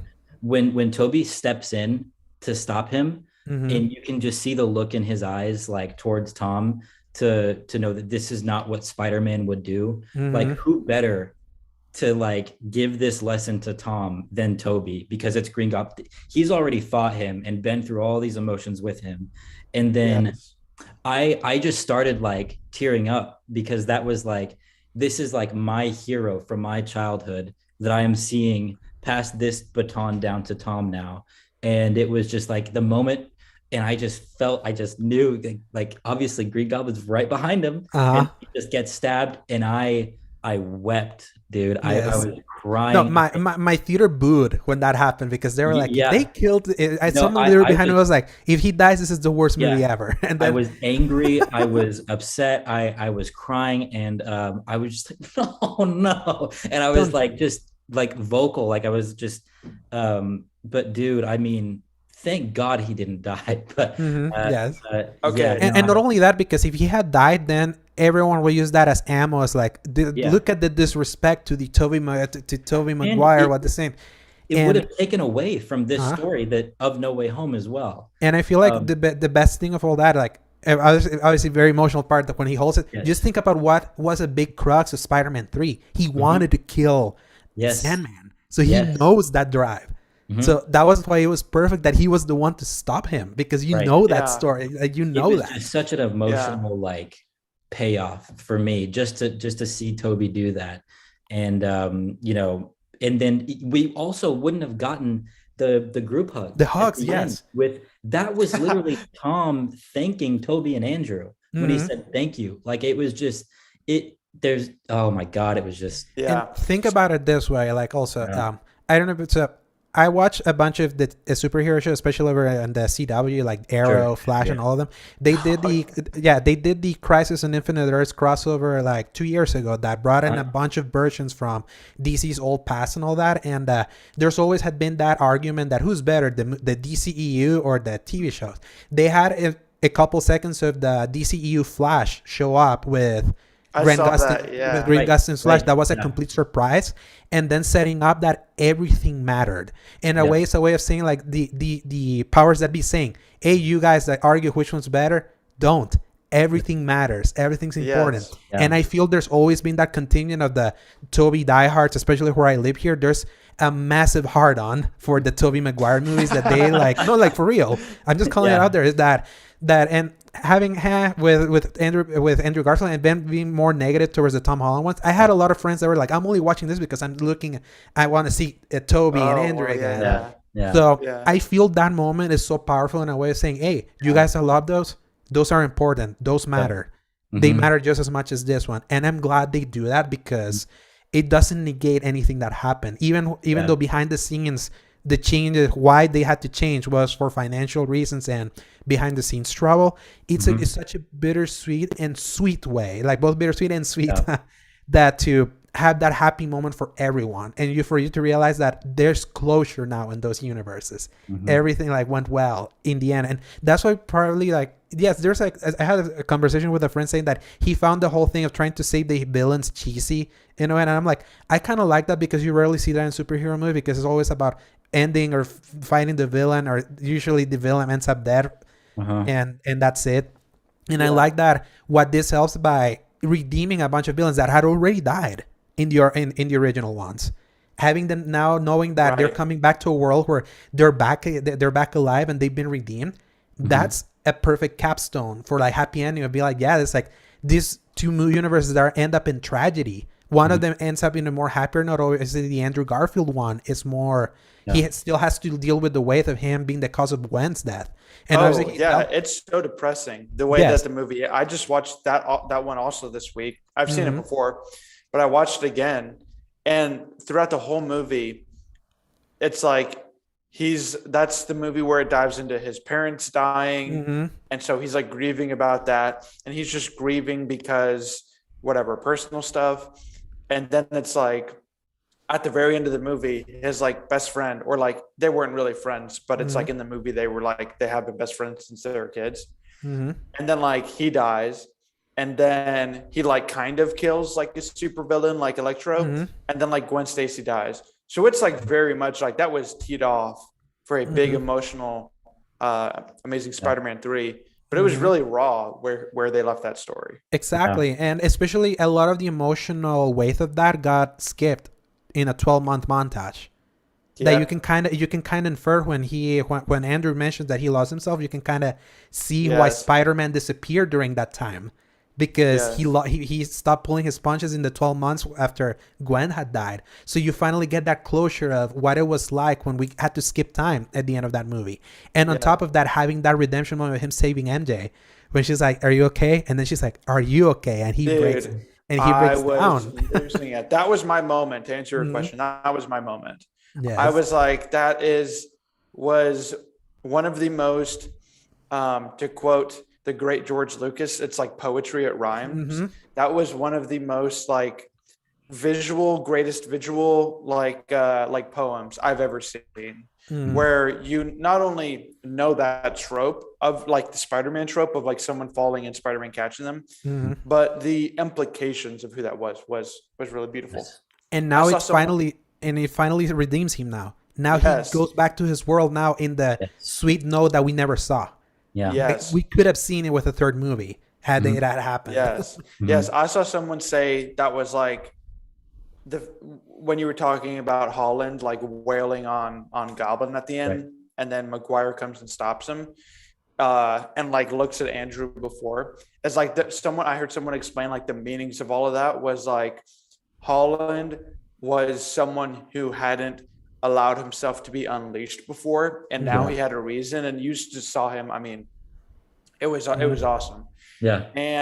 But you just heard that talk from the other Spider-Man about how like, you know, the older Peter was like, it's not worth it. Like I avenged everyone I could, and I tried to get back at everyone I could, and it changed nothing. Yeah. And then the middle-aged Peter, Garfield Peter, is like, you know, I stopped. Yeah. And he's like, you know, I kind of let myself go, and I lost a lot of my value and like the importance that I knew that I had in myself. And you see both of them, like in that moment, you see Holland needing to get his rage out. And when he goes to kill Goblin, you see that Maguire has now stopped him from becoming who Maguire was. And that he can become something greater in that moment. And then for Maguire, you understand that by the third movie of the catalyst of Maguire's movie, it was all because Uncle Ben Osborn, like his dad died, and he just wanted to get him back, and he blamed Parker and Spider-Man for not saving him. So he got to come in and save his best friend's dad, Harry Osborn's dad, again, to redeem that friendship and keep him alive. And all in that moment, they both showed Garfield, who was standing off screen, what it's like to save like someone and what it's like to redeem someone. And so Garfield not participating in that, they were able to show Garfield how to become someone bigger, like in that moment. And I love like how that all like worked together for the different implications of it shows there's more depth to this movie than there's been in even most MCU movies that tend to be more like just fun in the moment things that sometimes you think about or don't, but they really went for that by adding all this tiny little kernels that just makes it a richer, more emotionally resonant movie. You know what I would have loved to see with like them concluding everything and them kind of going back. I know that they had to kind of like just disappear in the way that they did.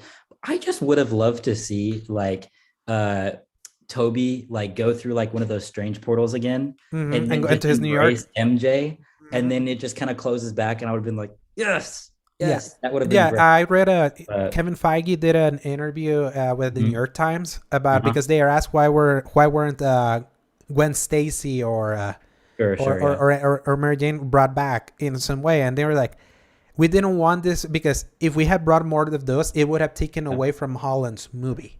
Right. And I think that's like the big thing. It's like I understand it. It's like there was a tight line between adding all these things that then everyone would be like, yeah, this wasn't a Tom Holland movie at all. It was just a vehicle for the other ones.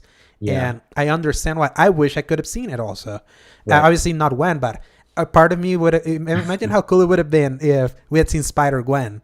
Mm-hmm. just and Emma Stone as Spider-Gwen. All right, let's go. And then I mean, dude, if they got anywhere close to like the Spider-Verse levels of like showing Spider-Gwen, bringing in, Miles Morales, obviously that wouldn't work because technically, Miles and Peter in the same universe. Yeah. Just it hasn't happened yet. Yeah. Only in the game. Don't know on screen. Yeah. No. And so, but yeah, I thought that was, I like that they're probably going in a direction of one Peter, of the older Peter, kind of alluding to being settled down with MJ and like things got worked out. And how, one thing that I got from this, and pretty much the only thing, is that I really, really want an Amazing Spider-Man 3 now. It just is like Andrew's got so much left in the tank. Yes. He brought so much passion to the role where Youth Pastor couldn't, because Youth Pastor is 47 years old or like 45 years old. My back. And so I understand. When they break each other, like when they crack each other's back. Yes. I think they could have visually explained that a bit more, because they obviously CGI'd him very heavy, and Garfield still has his youth about him, even though he's late 30s. Yeah. And Holland obviously has his youth about him. And so I think they maybe could have played on to the actual like different generations, because they are all 20s, 30s, and 40s.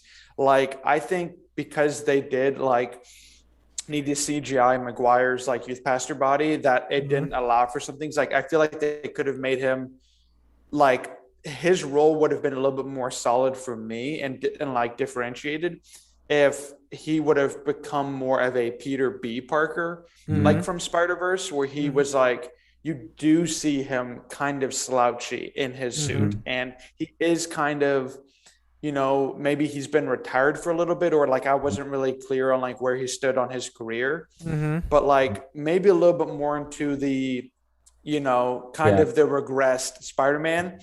And then you have more of like, playing the other two Spider-Man the same way. But I love that they're going. Yeah. I was gonna say, but they just didn't, because like as soon as he comes out of that portal, he's like, I have a sense that like yours needs my help. If he didn't say that, they could have totally done that, what you were saying, Chuck. With, and I feel that intentionally they didn't do that, because I think Kevin Feige knows just how beloved Tobey Maguire is, and he gave him more story of that. Then that's when you risk eventually this movie becoming a Tobey Maguire movie. Some fans would have loved that, but you kind of have to respect who the mainliner of this trilogy is. And I feel it hit that, again, that tight line. They barely crossed it, but they were able to keep it there. And and also... okay, go for it. Okay, well, I'll say. And for Andrew Garfield, it's not only that he has more energy in the tank for him. It's like, you just got to remember, it's like nothing, like all these plans that he was ready for, everything got cut down. Especially if you read some of the Sony leaks from like 2014, he was fired. Like, actually, before the Tom Holland things happened, when he failed to show up at a Rio de Janeiro cocktail party where the Sony president was going to present him to announce Amazing Spider-Man 3. So... just imagine the frustration. So just imagine the frustration. That's never been show up. Apparently there was like a mishap that happened when he traveled to Rio de Janeiro. He missed that cocktail specifically, and that was very indignant for Sony, because apparently like Kevin Feige went in 2014 to Amy Pascal, and the original plan was going to be for Andrew Garfield to be integrated into the MCU, because they already had him there. And then that had happened, and then they had to start over. So that him being called back at all, that's like a big redemption for him. Wow. Yeah. I mean, I feel like I've just kind of heard that he like generally was excited for the character.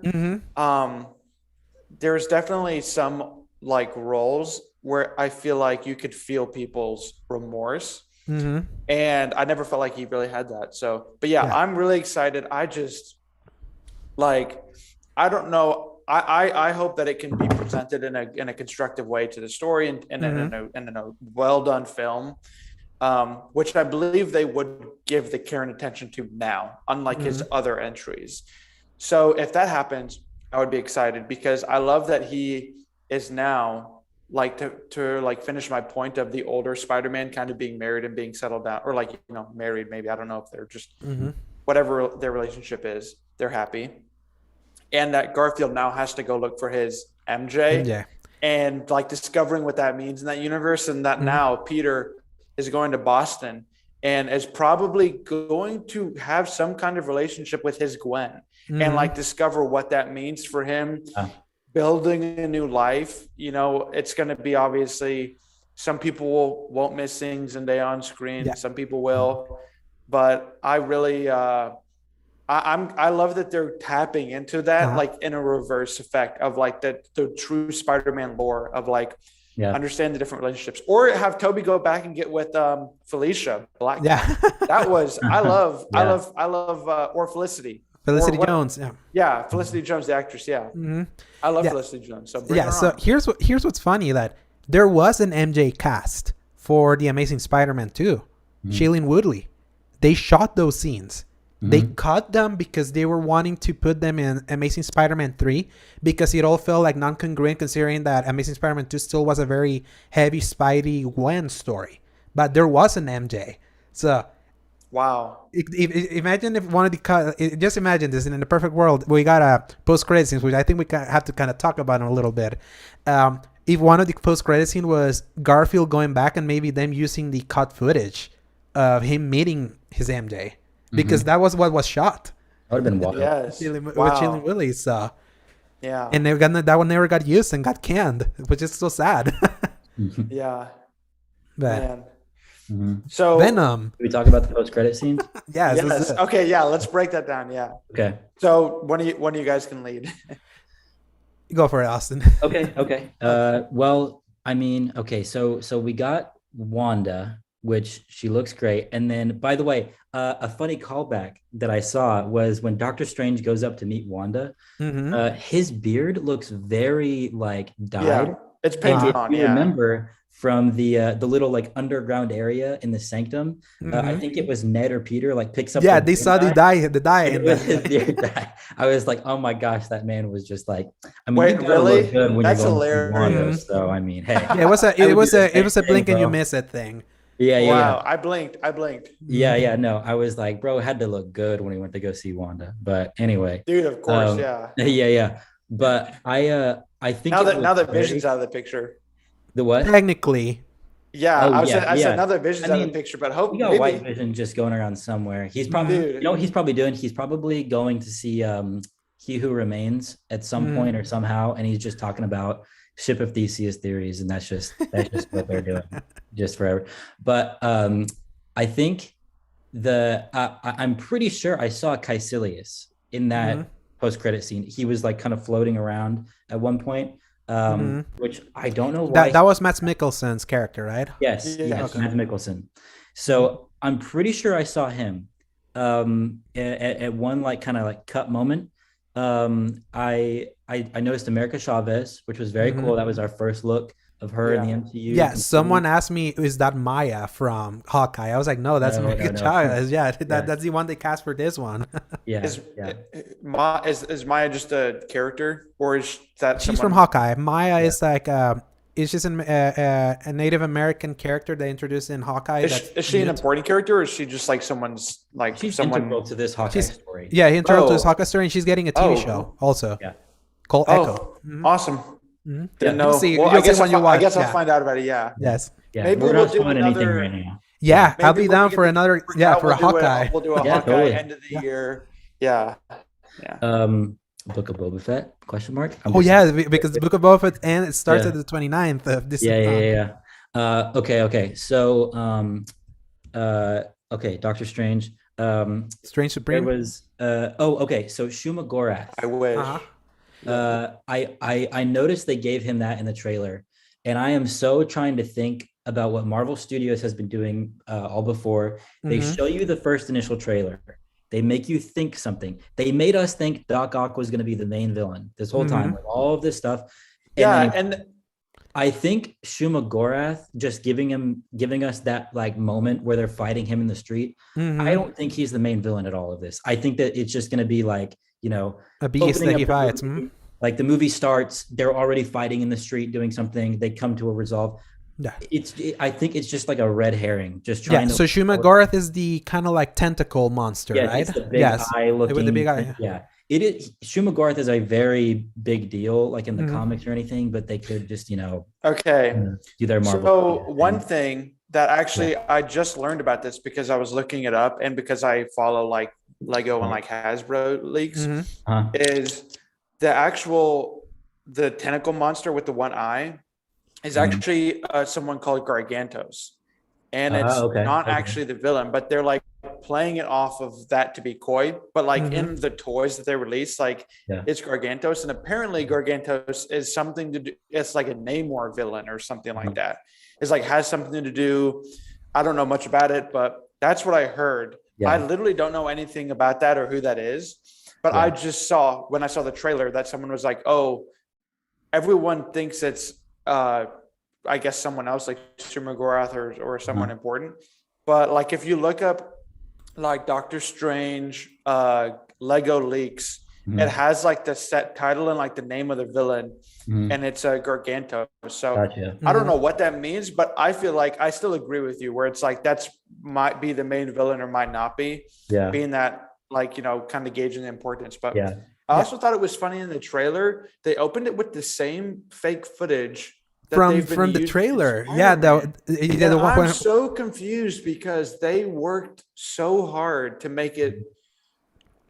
I mean, everyone thought it was weird, and everyone thought like, no, this can't be true. When because that's the teaser trailer I saw. Yeah, with Wand saying, "Don't use that spell." Don't get that spell, and then Doctor Strange like, okay, and then winks, and then everyone's like, it's Mephisto, and.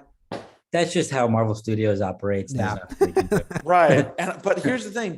I don't think they've done because they've done obviously they've done a few trailer tricks here and there. Yeah. Infinity War was the most egregious. Right. Oh my gosh. Yeah, that was, although we didn't even get Hulk once in that. Yeah. We did, only at the beginning and then that's it. Destroyed in the beginning. Yeah. But like I just thought that was so funny because it's like a whole discussion, like it's a whole dialogue, like it's a whole fake dialogue, and like I mean, pretty much a scene. Like if you want to call that all like a scene that they shot for alternatively, depending on how they wanted the movie to go, maybe that was like early on in post. But then it's like if people have seen Spider-Man, why would you continue using that? For your next basically scheduled movie. Because the problem is we learned in this movie that it is probably 60-40 Spider-Man's fault to Doctor Strange's fault. Doctor Strange is the one who did it. He was the accomplice, but Spider-Man was the one, because this movie came first, we're led to believe was the driving problem in this multiverse of madness breach, which was insane that it was like cracking through like Loki, which is one of my favorite Marvel projects ever. Oh, absolutely. Like What If, where the Watcher, I was like, when that showed up on the movie, I was like, oh my God, are we about to see the Watcher? The Watcher, or what if we just hear like a voice, like like how they could do like crowd voices, like just kind of talking in the background. Are you talking about like during the spell when that was happening? At the end, when the whole world was cracking. When the whole world. I'm talking about in Act 3 of Spider-Man when it was cracking. They were on top of the Liberty statue, and I was like, dude, I'm just waiting for like voices to like kind of how they do it in the Marvel pre-roll, where they have like.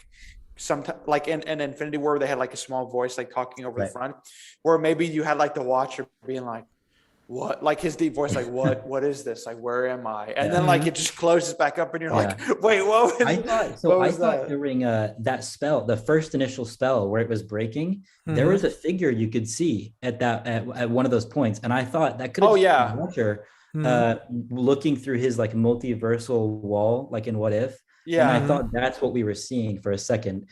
It didn't look like him because the head wasn't, I don't think it was the Watcher, but there was for sure people there. And I think we're gonna have to wait on New Rock Stars tomorrow to come out with a breakdown of who those people were, because those were definitely intentional, like people planted there.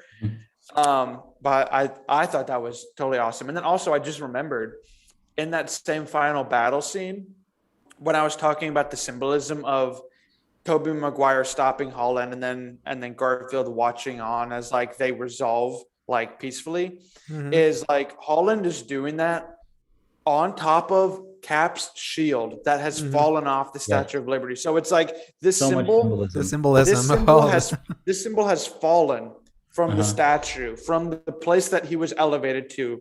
In Peter Parker's life, he has fallen as a symbol, and his reputation, his ideology is almost now being berated and like being like treaded upon, because he is like fighting it and like not holding back. And he is like showing how the similarities that him and Captain America always had in the MCU, like how he is now becoming his own person. And then how the other Spider-Man help him become someone greater than like even Captain America could be. But yeah, I thought that was funny when they were also like, "Oh yeah, I've been on the Avengers. I've been to space," and they're like, "Oh yeah, what's the Avengers?" That's cool, man. Let's let Andrew fight an alien in the new movie for Andrew. Come on. Yeah, I know. Oh yeah, and then when Toby was like, "Oh yeah, I fought an alien, like black gooey alien," and I was like, "That's totally right. I didn't even think about that." And then Venom is going to be, Venom's in the Garfield verse with Morbius, which I believe you can't take that away from me. And so it's like he's getting his like alien matchup coming. It's loading. Yes. Now, so the Strange Supreme thing from the from the trailer, that to me, like, it's so crazy that it's all coalescing in this Doctor Strange movie, because it is like WandaVision, Loki, What If, and Spider-Man are like these four things that are kind of like all thinking up to this movie. Loki is rumored to appear in Doctor Strange. Same writer. The same writer from Loki is writing that after Scott Derrickson came to write this one. Michael Waldron is I think my theory is this. I think that Scott Derrickson was on completely all the way before they maybe had completely formulated how Loki was going to end for sure. They probably knew WandaVision, but how Loki was going to end for sure, and what they could do with Spider-Man completely. So I think that he had this like beautifully dark vision that was going to be like probably James Gunn, like on steroids with like less humor, which I would have loved. But I love that they now were like, WandaVision worked. For me, it worked most of the time. Yeah, it worked until the ending. The ending is where it like face planted for me. Yeah, and for me, Loki really worked. Loki was one of the few projects that Marvel has ever done that I finished it and I said, that is the exact idea. When they came up with it, when they started it, that's the exact idea they wanted to finish with. Like there was at no point did I think they were flirting with something else, that they could have been going in a different direction. And I honored that. That's like what I choose. It just feels essential.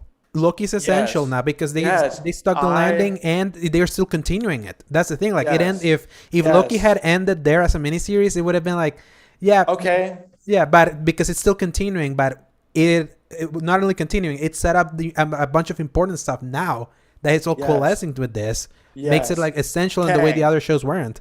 Yes. The Kang gang is coming. Yeah. Yes. that Kang scene is basically Matrix Reloaded. Yes. The architect from Matrix Reloaded. Yeah, exactly. Which Matrix Resurrections next week. Yeah. Are you guys going to see that? Yeah. Don't know if I watch in theaters though, because it's on HBO Max. So I'm sorry, I had my parents walk through the door. What? Oh, you're fine. You're muted now. Yeah, you're muted. Sorry. No, I mentioned how the end of Loki was basically a riff on the architect scene from Matrix Reloaded. Yes. Explaining everything. Absolutely. Yeah. And to me, that's not bad. Some people always say that architect scene is like a low point in Reload. I like it because it's so weird. Like giving that big exposition dump about everything. That's the same thing that happened. The only thing that I think maybe that they could have done to send it over the edge a bit more was how they struck the ending of Loki. And I'll make this quick, but how they struck the ending of Loki and it finished right when you had the the world warp, where it was like it just warped, and then it was like, okay, literally that has happened in the past 4 projects. What could be the cause of this? Or like, what is it connected to? Because every time in WandaVision, you're like, okay, is she the cause of it, or is she the after effects of it? Loki, is he the cause of it, or is he the after effects of it? Spider-Man, is he the cause of it, or is he the after effects of it? What if, is this what's causing it, or is this just the repercussions of it? So I love that they're building to unveil all of that, which now I say that they're hoping to. I don't know if they actually will, or if they're going to keep on spellbinding us. If like what is it called? The different phases phase. Phase we're still in phase 4. We're still if phase 4 is like the spellbinding stage. So I because phase 5 is Fantastic Four. That's basically confirmed. Like end of phase 4 beginning. I think Fantastic Four is supposed to be like the end of phase 4. I'm pretty sure, and then it goes really. Wait, I don't even know when Fantastic Four is coming. But that's awesome. They only said it's the very end of phase 4. Okay. Because John Watts, the director of the 3 Spider-Mans, is doing it. So now he's done with Spider-Man. So I think they haven't even cast the pictures. So it's going to be a while. I haven't heard anything about it. But I love, just like to finish Loki from like a story standpoint. I think the narrative is fine. But I think if they would have more of the architect moment and then jumping into his next adventure or his next peril, or understanding if you were to chop the first 5 minutes off of season 2, episode 1 and put it there at the end of or have some kind of cliffhanger to what's happening, because one of my favorite movie endings ever is Inception, where they have the architect scene, and then where everything's explained, everything unwinds and then devolves, and then the ending is the spinner top, the cracking door into the next life, into what's to come, or like, and that's the ultimate. That movie could have a sequel, but it shouldn't kind of movie. And I think that they really could have honed in on that, with like that narrative was so aligned to like that kind of story, where they could have been like, with the grand reveal of the warp, I think was important. But even if they were to drag that down to just a little moment where it wasn't like, oh my God, the statue's changed, which is great. But if it was just like Loki's doing something and he's talking to people and then something's different, almost like how Peter Parker had his spider sense in this movie when Goblin and Osborn switched personalities. If he would have had like a prisoner's moment. If you guys have seen that movie, where the movie ends, where he's like, here's the knocking or the whistling, and he's like, looks, and then it immediately cuts the movie. Like if they would have had that in Loki 2, where it was like something's different, and then like he notices something off screen, and then he's like looks at it, and then like cuts to it. It's classic, the classic TV cliffhanger, basically. Right. And it's about we at least got to see the Kong statue at the. What was the name of the TVA? The TVA, we saw the Constellation. Was like, oh, okay, now we're here. Yes. So, what do you guys think is happening in Doctor Strange? I think all of that is it's basically. I feel everything we've seen is kind of coalescing, and he has to kind of be at the middle of all of it, because even freaking Strange Supreme is showing up there, the dark version. Like, you think about all these things that have happened canonically in the MCU so far. What if everything that's happened from that? WandaVision, everything that Loki, there are like consequences to like all of these things that we haven't seen someone take on and take responsibility for, and it falls on Doctor Strange to have to like do that. And so I think he knows what's coming, and he's gonna have to like maybe try and attempt to get some people to help him, such as like Wanda, such as Loki, and other people that could, America Chavez even. So I think he's going to have to somehow fix everything, but I don't think everything's going to be fixed. And it's just, I really don't know how he's going to go about it, really. So, And I do wonder how much that, let's flash back to Shang-Chi, because remember that that the post credits. Even Shang-Chi is connected. Yeah, yes, because the 10 rings with like at the end they were trying to figure out what that was coming from and all that with the from like a different multiversal energy that Wong said that he didn't really see, and that's when he breaks in Banner and Captain Marvel to see that. So it's all about the multiverse right now. It's like I think that's kind of like the linchpin right now. I do love the street level stuff, and it's interesting how you have these different like there's like 3 different kind of arcs that are happening right now. You have street level, which is happening with Hawkeye, Falcon and Winter Soldier, and whatever else is to come. Which I love that stuff so much. And then you've got multiversal level stuff, which is Doctor Strange. You've got Loki, Wanda, and all that. And then you've got Cosmic, which is Guardians of the Galaxy, Eternals, and all of this other stuff that's happening. So all 3 of those are trying to like, start weaving together. I am really curious how the seed they planted with Eternals eventually, especially what happened with Harisham. And him like deciding that he's gonna study before laying his like judgment on Earth. How all of that coalesces with multiverse stuff here, like street level stuff here. It's so funny. Or if they ever do it, because obviously Eternals wasn't that well received. So I don't know if they because they were very cheeky saying that Eternals was never designed to be like to have a sequel. So even though they already were kind of like talking, like kind of giving them excuse. They didn't like that one. We're not gonna follow it. But who knows? Because they follow up everything. They followed up Thor: Dark World in Endgame, so you know that everything. In Endgame of all places. In Endgame of all places. In the end, all of it matters. But yeah, I'm a bigger fan of the more low stakes characters, but also because I just love that kind of vigilante. Right. Like Hawkeye is just, especially someone that was a big Arrow fan myself. Sorry. Go ahead. Yeah, man, because I was like a big Arrow fan. Like I'm getting a little bit of that feeling of like that grounded feeling with Hawkeye, even though Hawkeye's like more lighthearted in some ways.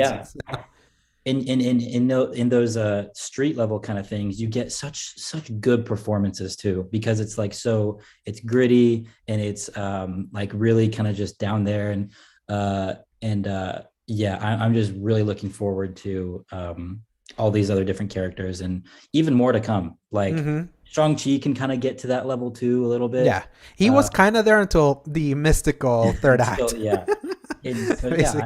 I just love like all that kind of stuff. So I mean, with Thunderbolts and everything. So for sure. They gotta pay off the Contessa Valentina de Fontaine. Which, by the way, I have a theory. I think that Valentina is Vanessa for Kingpin. Ooh, oh my God, yeah, but I don't know what that means, but okay. Kingpin's building his own Thunderbolts, baby. Let's go.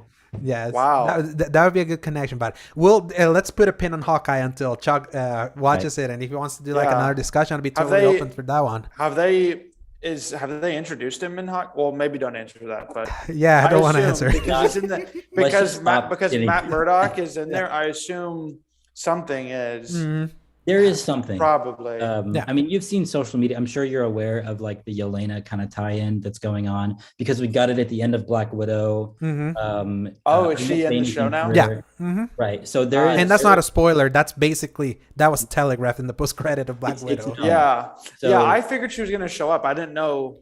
Like the how. I'll leave you to. I'll leave you to find out. It's cool. Nice. Yeah. Oh, nice. Okay. Well, I'm excited. Yeah. Yeah. Won't say anything more about Hawkeye. Yeah, that's a separate conversation for now. Yes. Okay.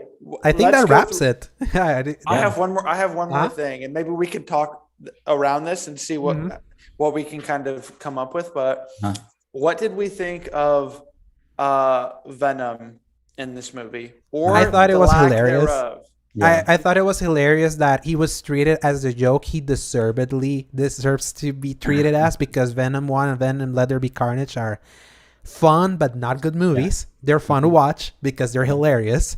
But I feel it's a good way of like Feige saying like that has no place this Venom has no place in the universe, but really there's a little bit of a symbiote that got left there. To me that there's like you have Sony's Venom, and then now you have an MCU Venom, which like to me, I'm just like, you could maybe do Agent Venom like in the MCU if you wanted, or like some type of other like symbiote, but then again, it's like it's the black symbiote, so it's obviously going to be Venom. So I just really don't know like how they're going to. I guess like if anything, it could try to latch on to Peter. It could try to latch on to like, they could just completely surprise us and be like, here's Venom Pool, and it attaches to Deadpool or something like that. Dude, Deadpool's coming too. Yeah. So I'm just like, I have no idea what they're going to try and do like story-wise with this symbiote that's here, or it could just be a joke, but obviously they're not going to keep it a joke because they want to connect everything. So, because I mean, Tom Hardy is not in the MCU anymore, at least as far as we know.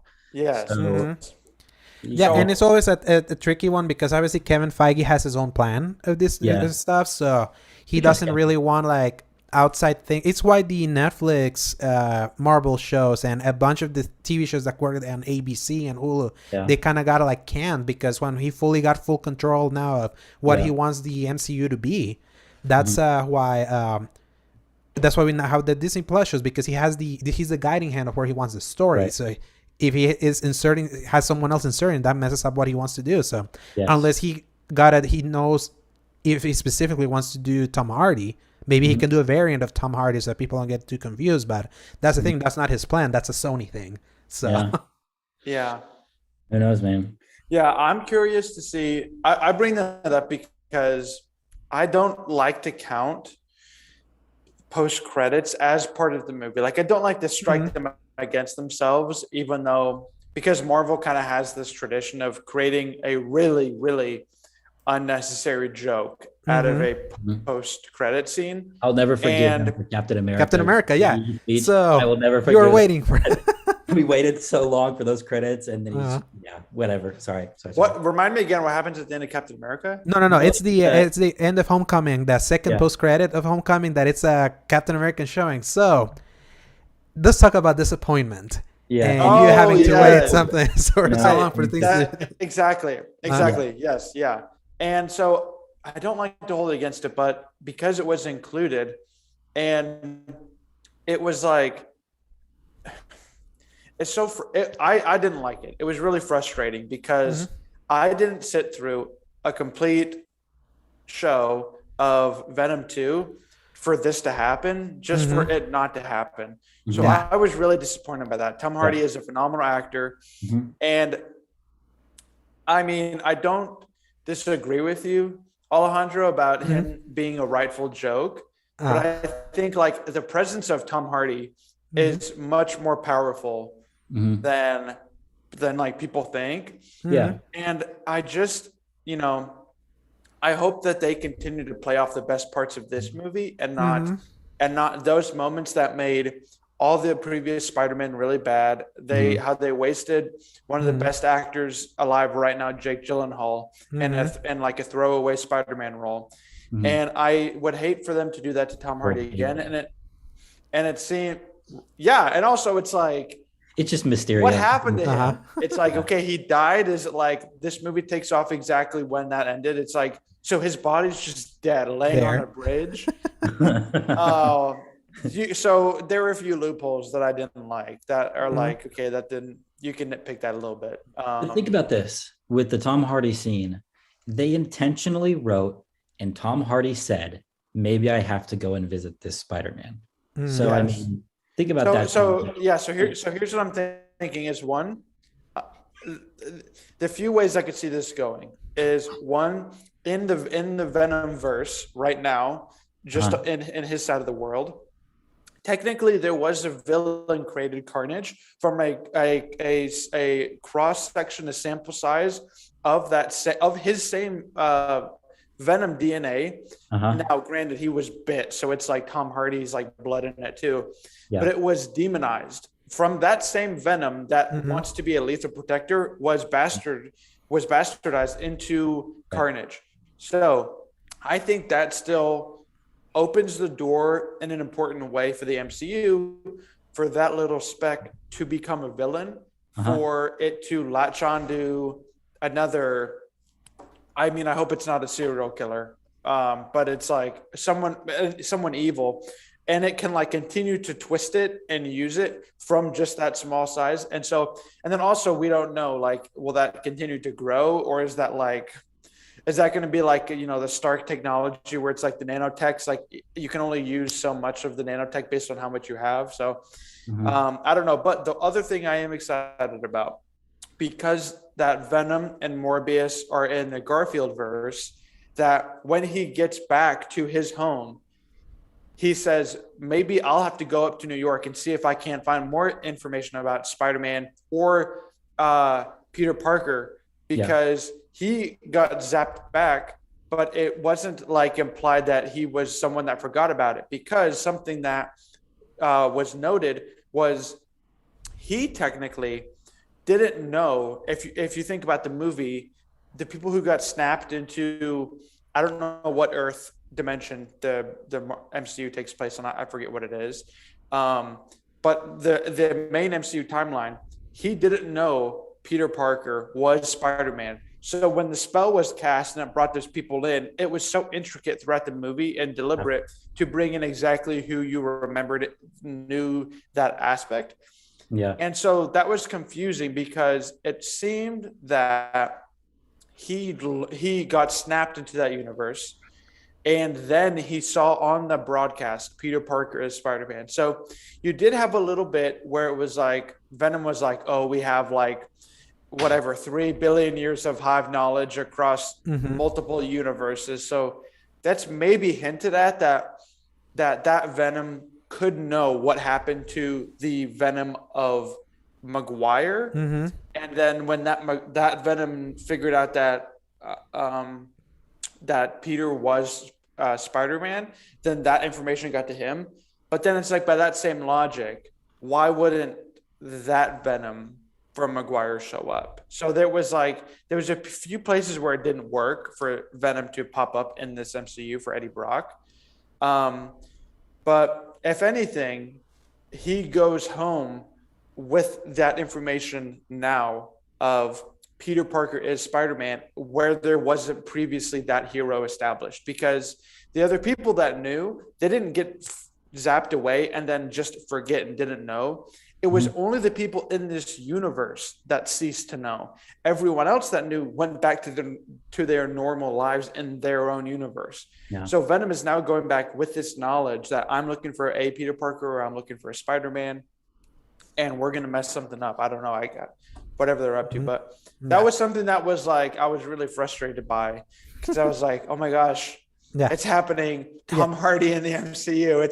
It's finally happening. Yeah, I mean, there's like the fact that they specifically focus on the fact that there's a tiny strand of the symbiote that was left on the table when he was like teleported out. I mean, I think that's why we should kind of lean into maybe what the future is. So listen, you guys ever watch Ted Lasso? I want to watch it. I have that bartender. He's from Ted Lasso. Really? His famous like catchphrase is like, "Football is life." And so like as soon as it kind of cuts to that and it shows him like kind of cleaning glasses, I just wish that like the symbiote could like attach onto him and they could be like, "Venom is life," like that kind of thing. But my god, that's just like, that's funny. I don't know, just like that's my headcanon. That's funny. Yeah, I don't know anything about that, but that's funny. Yeah, so I don't know. I didn't like that they played it as a joke, but then I don't think anybody has ever liked that the MCU has played off post credits as a joke. I think we all would kind of like want like, let's move the story forward instead of just like mocking it maybe. But for the joke that it was, I guess it was fine. I thought it was funny that he was wearing a Golden State Warriors NBA like basketball t-shirt on the day after that Steph Curry broke the 3-point record, like is when this movie released. So I think that's funny for like that kind of correlation for like definitely. I mean, it wasn't obviously planned because that's just like, that's letting you know that he's from San Francisco and not like he's from New York all of a sudden now because he's in the MCU like they're like you know Venom originally is. But I don't know, if they would have played that off more serious, I would have loved if like he could have still been at the bar and then like he could have, you know how like Venom was kind of like puppeteers him sometimes to do funny things. If like Venom puppeteered him and then like they were like messing around and like knocked a glass off the table And then like if like Eddie Brock went to go pick it up and he like cut his hand on the glass and he's like, oh, I'm so sorry. And then like Venom's like the goo starts to come out. And then the bartender kind of looks at him weird. And then as he's like setting the shards on the table, he's like, I've got to go. Yeah. And then like when he's running away is when he claps. But then you see, The there they are. But then like you see like in the shards of like the glass and like some blood that's like there, you can see like that's when you like have something real to zoom in on, because it's not just a glop of venom, but it's like, wait, their glass has like blood on it. What is that? And then like it zooms in and then it's like you see the blood. Now maybe that could be confused with being carnage. So I don't know. Maybe it could just be the venom goo the whole time. But then like I would have loved that to like pan in on something that was like an actual suspension of like disbelief, where it was like, wait, is that? It's almost like the, did I see something moving? Like the Inception, like, did I see that coin fall? Or like, I can't tell, like if my mind is playing tricks. But that's what makes it fun. That literally doing that kind of thing, like just thinking about that is what keeps you like, that keeps the hype going, basically. It keeps me alive. Yes. Yeah. So real quick, like I think we're about to wrap it, right? Yeah. Where does No Way Home rank in the MCU for you? At least not obviously there's 27 movies. Like at least I should have thought about that before. Oh, baby. Yeah. Thank you, Letterboxd, that allows me to kind of keep like the thing updated in the moment with the chance of moving it around. To me right now, this is like the number 5 MCU movie. Like with Winter Soldier, Civil War, Endgame, Infinity War at the top. Right now, obviously, if you know, the more that I talked about it, I'm feeling I'm moving it up a little bit more, because I tend to like be like, do you know how sometimes you get caught up in the moment? Yes. So I kind of want to feel how you feel after the hype, because I've definitely felt hype of something, and then after it died down, I'm being like, yeah, maybe it was not as like exciting as I thought. But I feel like the more I'm going to watch this movie again tomorrow. And I'm then gonna watch this movie millions and times over. So I already kind of know. Just already being a Toby fan, already being an Andrew fan, just a Spider-Man fan in general. Like there's nothing better than like this. So, I mean, it's just I'll rank my MCU list out of enjoyment and like rewatchability. So it's just like I put Spider-Man up all the way up at the top already, but then it's just like I've got Infinity War, Endgame, Civil War, Iron Man. So So. How about you, Chuck? At least just like quick. Okay, let me think about this, because I haven't premeditated this. Get on Letterboxd, Chuck. You would know if you had it listed. I linked it. I let you know about Letterboxd that one time you asked me. I know. I get people ask me every week if I'm on Letterboxd. Right, I haven't. Yeah. Nice. I haven't. I don't know. I haven't quite crossed that bridge yet. Hey, we can cross that bridge for next time we ever do something. Maybe I can, because I have to put Hawkeye in there. Yeah. That way I'll be able to think about it more. Okay. I don't want to be hasty about it. I would say, if you allow me to think out loud, my favorite's Infinity War. Maybe I should pull up a list of the Marvel movies. Yeah. Let me do that. Okay. Look, there's too many now, especially if you have to put in the shows in there also. I think it's like 30 something. 30. This was the 30th project for the MCU. Of the MCU, and the 27th movie. And like the 26th movie, I think, including series and movies. This is the 30th project. Okay, let me see. Which is insane. I would say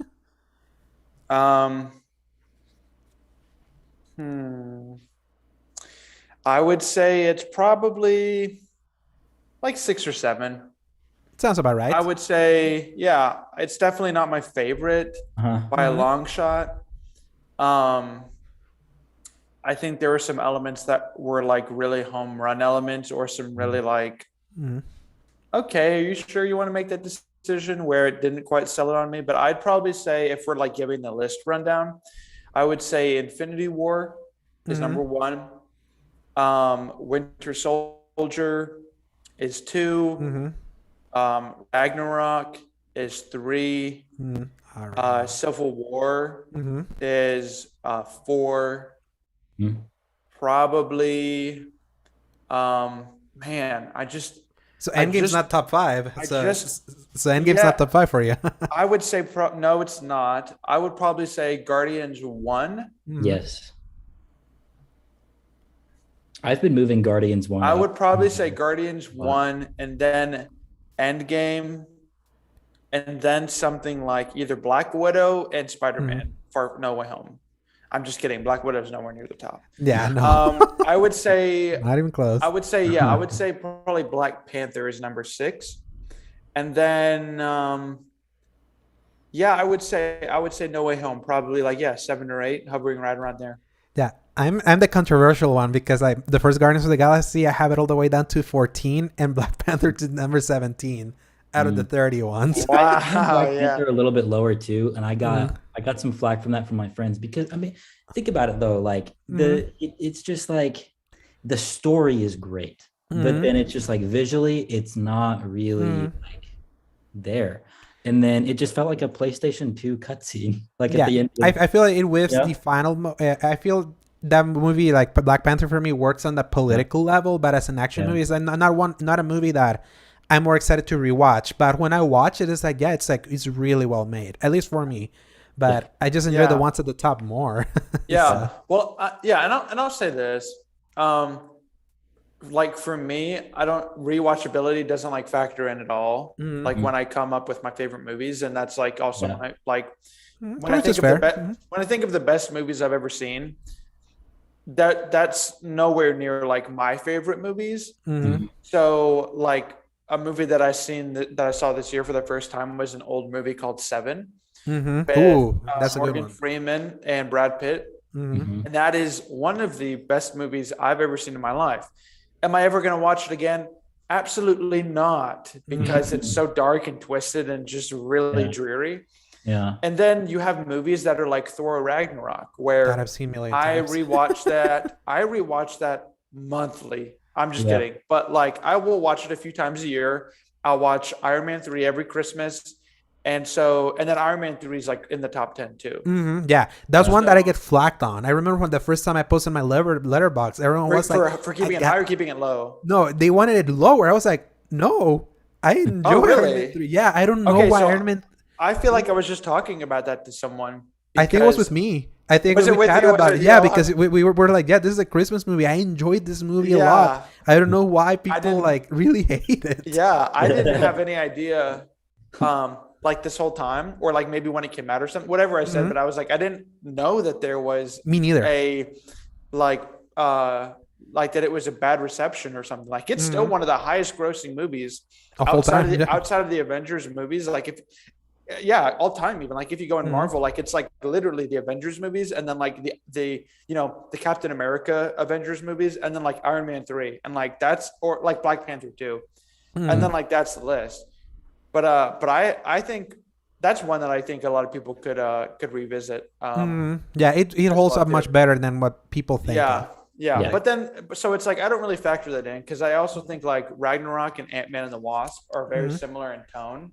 Yeah. But Ragnarok does more simply.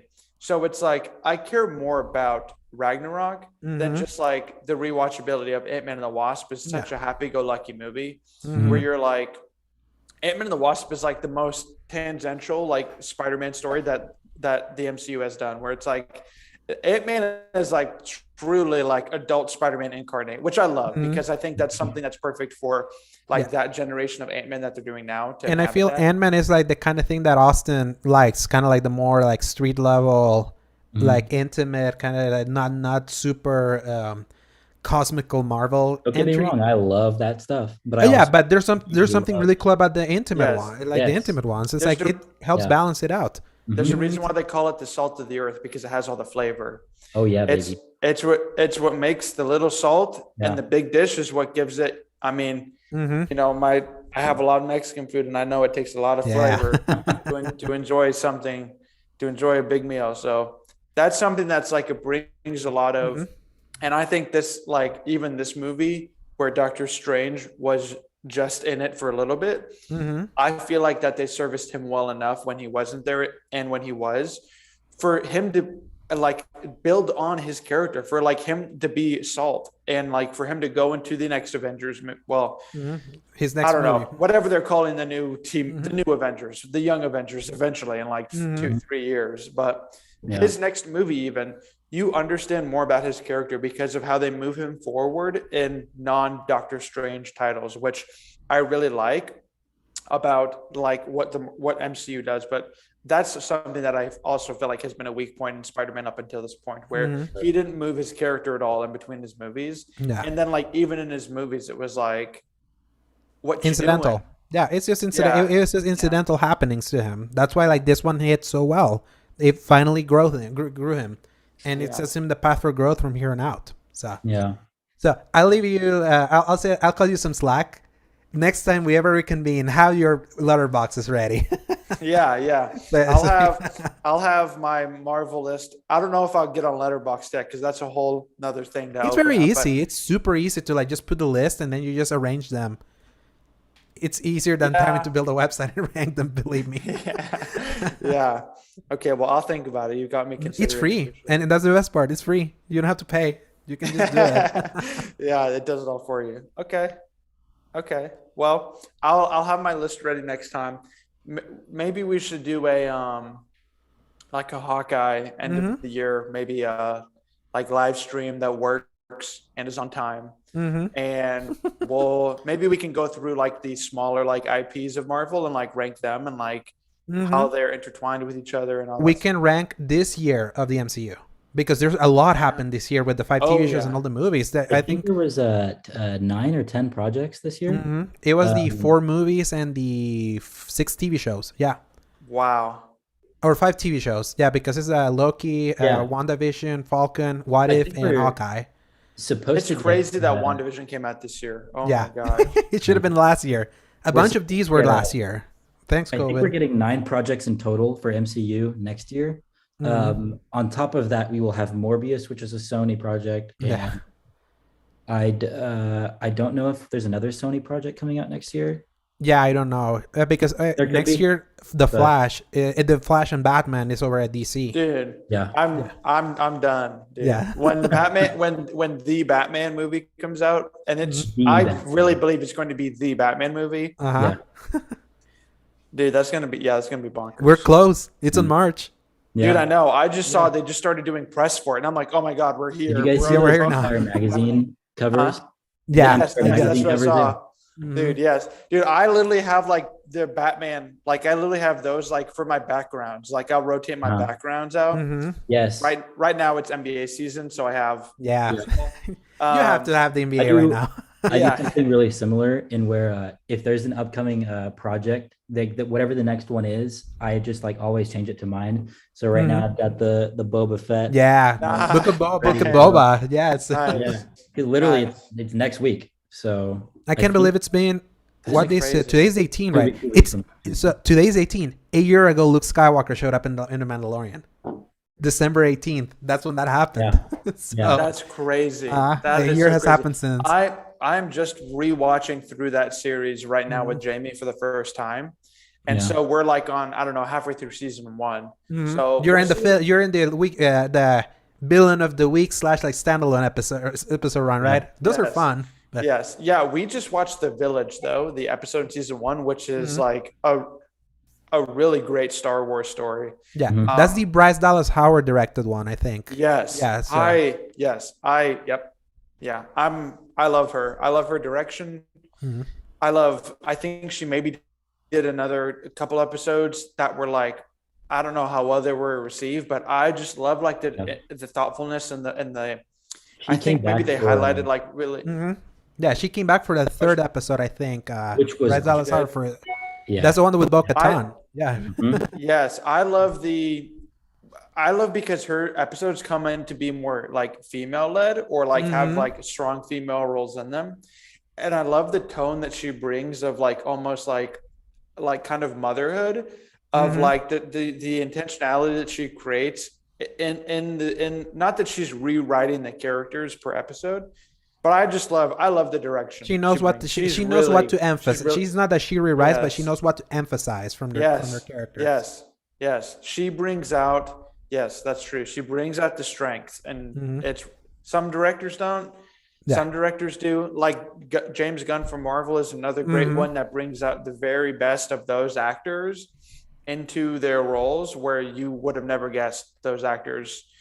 Could do that before. And don't forget that. And don't forget that James Gunn can also bring pathos out of a giant shark in walking pants and a rat. Yes, I know. Only James Gunn. Yes. He's awesome. Loki, I think still the Suicide Squad is still probably my favorite movie this year. I have to keep thinking about it. It's number 3 for me. It goes Spider-Man, Dune, and then Suicide Squad. Man, I think we have so much we could really discuss. I love this.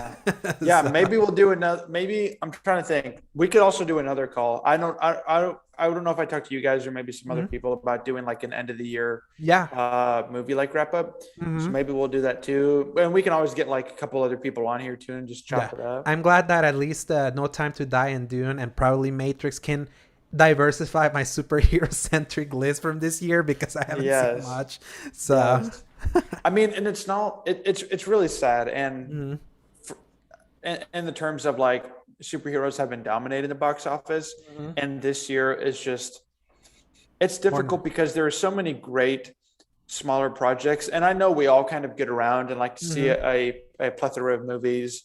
I mean, I see Austin like multiple times a week posting the most I was noticing that. I was like, and you guys do watch like and I'm not that well traveled. I just like to be picky and like and figure out something I know I'm gonna like. So like even if I know a movie's gonna be bad, I still want to watch it. Just and usually I'm going with friends to watch stuff. So it's just for me, it's like it's just my hobby, my favorite thing to do. Like Halloween Kills, I know it's not gonna be good. I know. But I went with my friend Lucas and we loved it. And it's just, wasn't a good. What sucks where I'm at here in El Salvador is that a lot of the movies that sometimes the US gets, we're not getting. Like Halloween Kills never showed up here. The last, the Ridley Scott one that he was like being The Last Duel, I didn't see it here. See, that's on my list too. So it's like exactly. So there's many that's why I like movie going for me, especially where I live. It has been more just the temples because those are the ones that they bring here. So then it's like, and that's the superheroes dominate, and this was like the keystone year where it was like you're gonna prove it, or lose it. It's either you're gonna be a hit, like Free Guy, where it like randomly comes out, and it's like we did get that one. I like that one. Right, and it's like that's a global hit. That's international. That's doing stupid numbers at the box office. F9 was also big. Right, yeah, and then it's like, I actually didn't even see F9. Yeah. No, I didn't either. I mean, I haven't seen those. Me neither. I don't even know. I just knew it was big. But then I'm seeing Nightmare Alley, probably this weekend or maybe next week. I don't know if I'll have time, but like that's another one that's a smaller one that's gonna hopefully try to get more of attention. But I like doing that. I like really bringing attention and accentuating the ones that people might not have heard of, because show people that there's more than just superhero and IP driven fare right now in film, because that's what I'm worried about. That I used to be a big cinephile watching a bunch of stuff that wasn't just superhero movies. Superhero was like the one or two a year that would come out. I was like, oh yeah, this is good in between all this other stuff, and I don't feel I've had that experience in a while because it's all remakes or reimaginings. There's been a lot of good stuff this year, though. I will say I've really enjoyed some like special little non-superhero or big franchise type stuff. There's really some special movies that have come out this year for sure. Yeah, glad you guys got to see those. A bunch of them didn't come over here. Yeah. Good thing I have HBO Max. Most of them go to streaming services, so I might have to do some catch up there if they show up there. Yeah. Cool. This was fun. Well, this was awesome, guys. I think we're gonna wrap up here. Let me check the chat, see if we have any outstanding questions. So I said, Jorn Erickson says, do you think that Venom in the MCU will be lead by a new MCU Eddie Brock or a new character? I think we got to mention that maybe that, especially with the Thing leaving, maybe there will be a new one that takes the Venom mantle based on how they handle that thing. So yes, I think, and we can say we can say our opinion, but I think that it will be, unfortunately, it won't be Tom Hardy, which I don't like. I don't think it will be Tom Hardy. I think it could still be Tom Hardy in the MCU. I think they could find a way or something, like Multiverse of Madness could just go awry, and then like, well, they're all doors here. open. So, or maybe think about it. Him leaving that little strand of the Venom suit leaves that's kind of like his could be like a link, his lightning rod to kind of like transport. just because a piece of it got there. Maybe. There's a reason they left that. I'll keep focusing. There's a reason they made it a joke, but then they decided to focus on that. So. Yeah. I don't know. We'll have to see. And then I don't see anything else. Yeah. Ross Champlain said he needs to revisit Iron Man 3. Absolutely do it for Christmas. I'm highlighting that because, one, he's a good friend of mine. Mm-hmm. And two, everybody for Christmas needs to revisit Iron Man 3, please. And just go in it with an open heart. And don't worry about what's going on after or what's happening before this. Yeah. And the fact that Tony Stark raced in a Grand Prix in his last movie, just accept that this is the true Iron Man 4, because in my headcanon, I count Age of Ultron as Iron Man 3. And this is just a love letter to cinema, because I love Shane Black, and he's Kiss Kiss Bang Bang. Yes, excellent movie. Very similar, obviously, in style.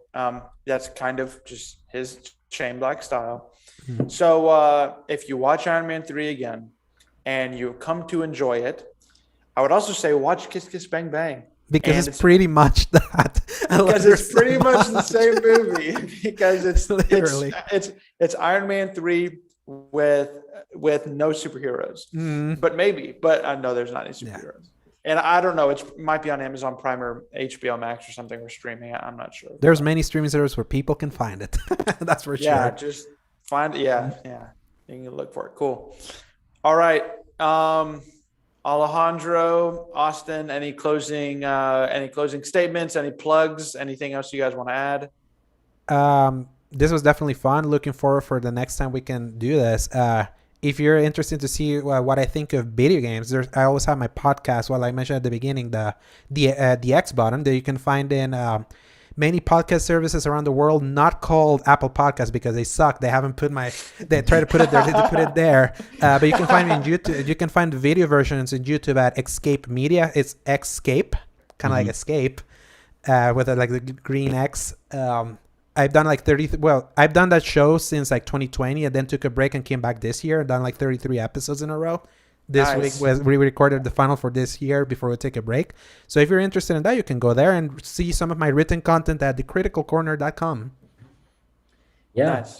You can find me on Instagram, Twitter, Facebook, TikTok. I'm currently trying to move a lot of the stuff that I do for movie reviews, very soon gaming and MCU, Star Wars, all that kind of stuff, to it's an account called Official Sift. That's just official and then SIFT Sift. That's where I'll be having my main like hub for all that kind of stuff. But currently I post a lot of movie reviews on my personal social media, which is just at AusJSmith, AUSJ Smith. So, currently with a Spider-Man picture. Currently with the Spider-Man Toby picture because that is my boy. So yeah.